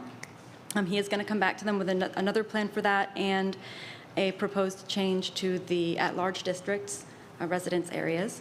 So they are going to be bringing those back on October 27th, which is the second and last meeting of the redistricting board before they bring proposals to you guys. So this is moving really fast. They're going to be having citizen meetings over the next 2 weeks. They're going to be widely noticed and advertised, so hopefully we'll get a lot of participation. And those are going to be entirely on Zoom. They won't be sunshine meetings. None of the board members from the redistricting board will be participating in that. Those will be run by the consultant. And then in the October 27th meeting, the board should be voting on their proposed plan or plans that they want to bring forward to the Board of County Commissioners for review. And that's going to be coming forward to you the first. I wrote down November 10th, but then I looked, and that's a Wednesday, so I'm not sure if that's right, but I think it'll be the first meeting in November. I think we only have one in November. Okay, so they'll be bringing it to you then, and then, of course, on December 7th is when you would have to vote on the final plan that you'd like to adopt. One update as far as, we've discussed that the school board's district lines are contiguous with the BCC lines currently, and the school board does have a meeting after our December 7th meeting, so if they chose to adopt the same plan that the BCC adopts, if we change the lines, they can do that still this year. Yes. Commissioner Justice. Thank you. Just a question on the schedule, because I wrote down October 27th, they would come back and review, and then November 3rd, they would vote on the plan that they're going to submit to the commission. You may have that correct. I may be wrong on the schedule. I'll have to double check on that, and I can get you that. And then our December 7th is the commission final vote? Yes. And what is the intent for us to have a workshop or discussion on it before December 7th? That is at your discretion. Yeah, I don't have the workshop schedule in front of me, but I certainly think it would be a good idea to. Well, I can't see us seeing it officially for the first time December 7th and voting on it December 7th. At our first meeting, and only meeting in November, we'd be seeing it for the first time. And then Okay. we would be voting on it in December. All right, and then my follow-up question would be, at some point after November 3rd, will we have access to the consultant, or will we have access to professional staff that can draw maps? My point is, if they come forward and it's something that you look at and you go, well, this part doesn't make any sense, and we want to move the line here to here, I don't know how to do that. I don't have any technological skill to do that map making. Sure, and we'll certainly have professional staff available to you all because, of course, what comes from the redistricting board is a recommendation to you. So we obviously don't expect you to, be moving those lines yourself. You will have access to professional staff for that purpose. Okay, very good, thank you. Yeah, I think it's a good question. We're going to take a look at the schedule. I think we have one workshop in November early, and it might even be before we see that information at the commission meeting. So it might be, we'll look at it and see. It might be good to have that conversation about what you're asking about. Either that, or we're going to have to do it at our first meeting and our only meeting in November, because we need to be able to have that iterative process if a commissioner wants to ask a question. Yes? You do have a work session meeting on December the 2nd. If you need to possibly re-advertise that in a different way. But that date is going to bring you all here for some work session items. I think we have a couple that are coming from the county administrator's departments that I'm aware of, but just want to point out that you do have that meeting. Yeah. I don't know if you have to do something different to advertise it. Well, we're going to get that presentation in the meeting in November. There'll be questions then. Maybe that'll give them time to go back and do some investigating. We can bring it to a workshop, which would be before our meeting in December. Might be a good thing to do. So we'll look at that, maybe bring that at the early December workshop instead of the November workshop. Okay. Did you get that, Kim? Okay. Okay. County Administrator, under item 49, he'll be providing the COVID statistical update that he's been making for you. And then you guys have appointments to Historical Preservation Board and the Parks Board. And then, of course, under new business, Commissioner, did you want to mention the Weeden Island one? Yeah, Okay. that's the only thing I had to mention. Thank you for reminding me. Good. Well, I made a note. That's why I remembered. And Weeden Island Advisory Group, Paul Causey, we got an email from him saying that one of us, I think it says an elected official, and I assumed it to be a county commissioner, but, you know. Historically, it's been a county commissioner. The statute actually just says local elected official. So in theory, you know.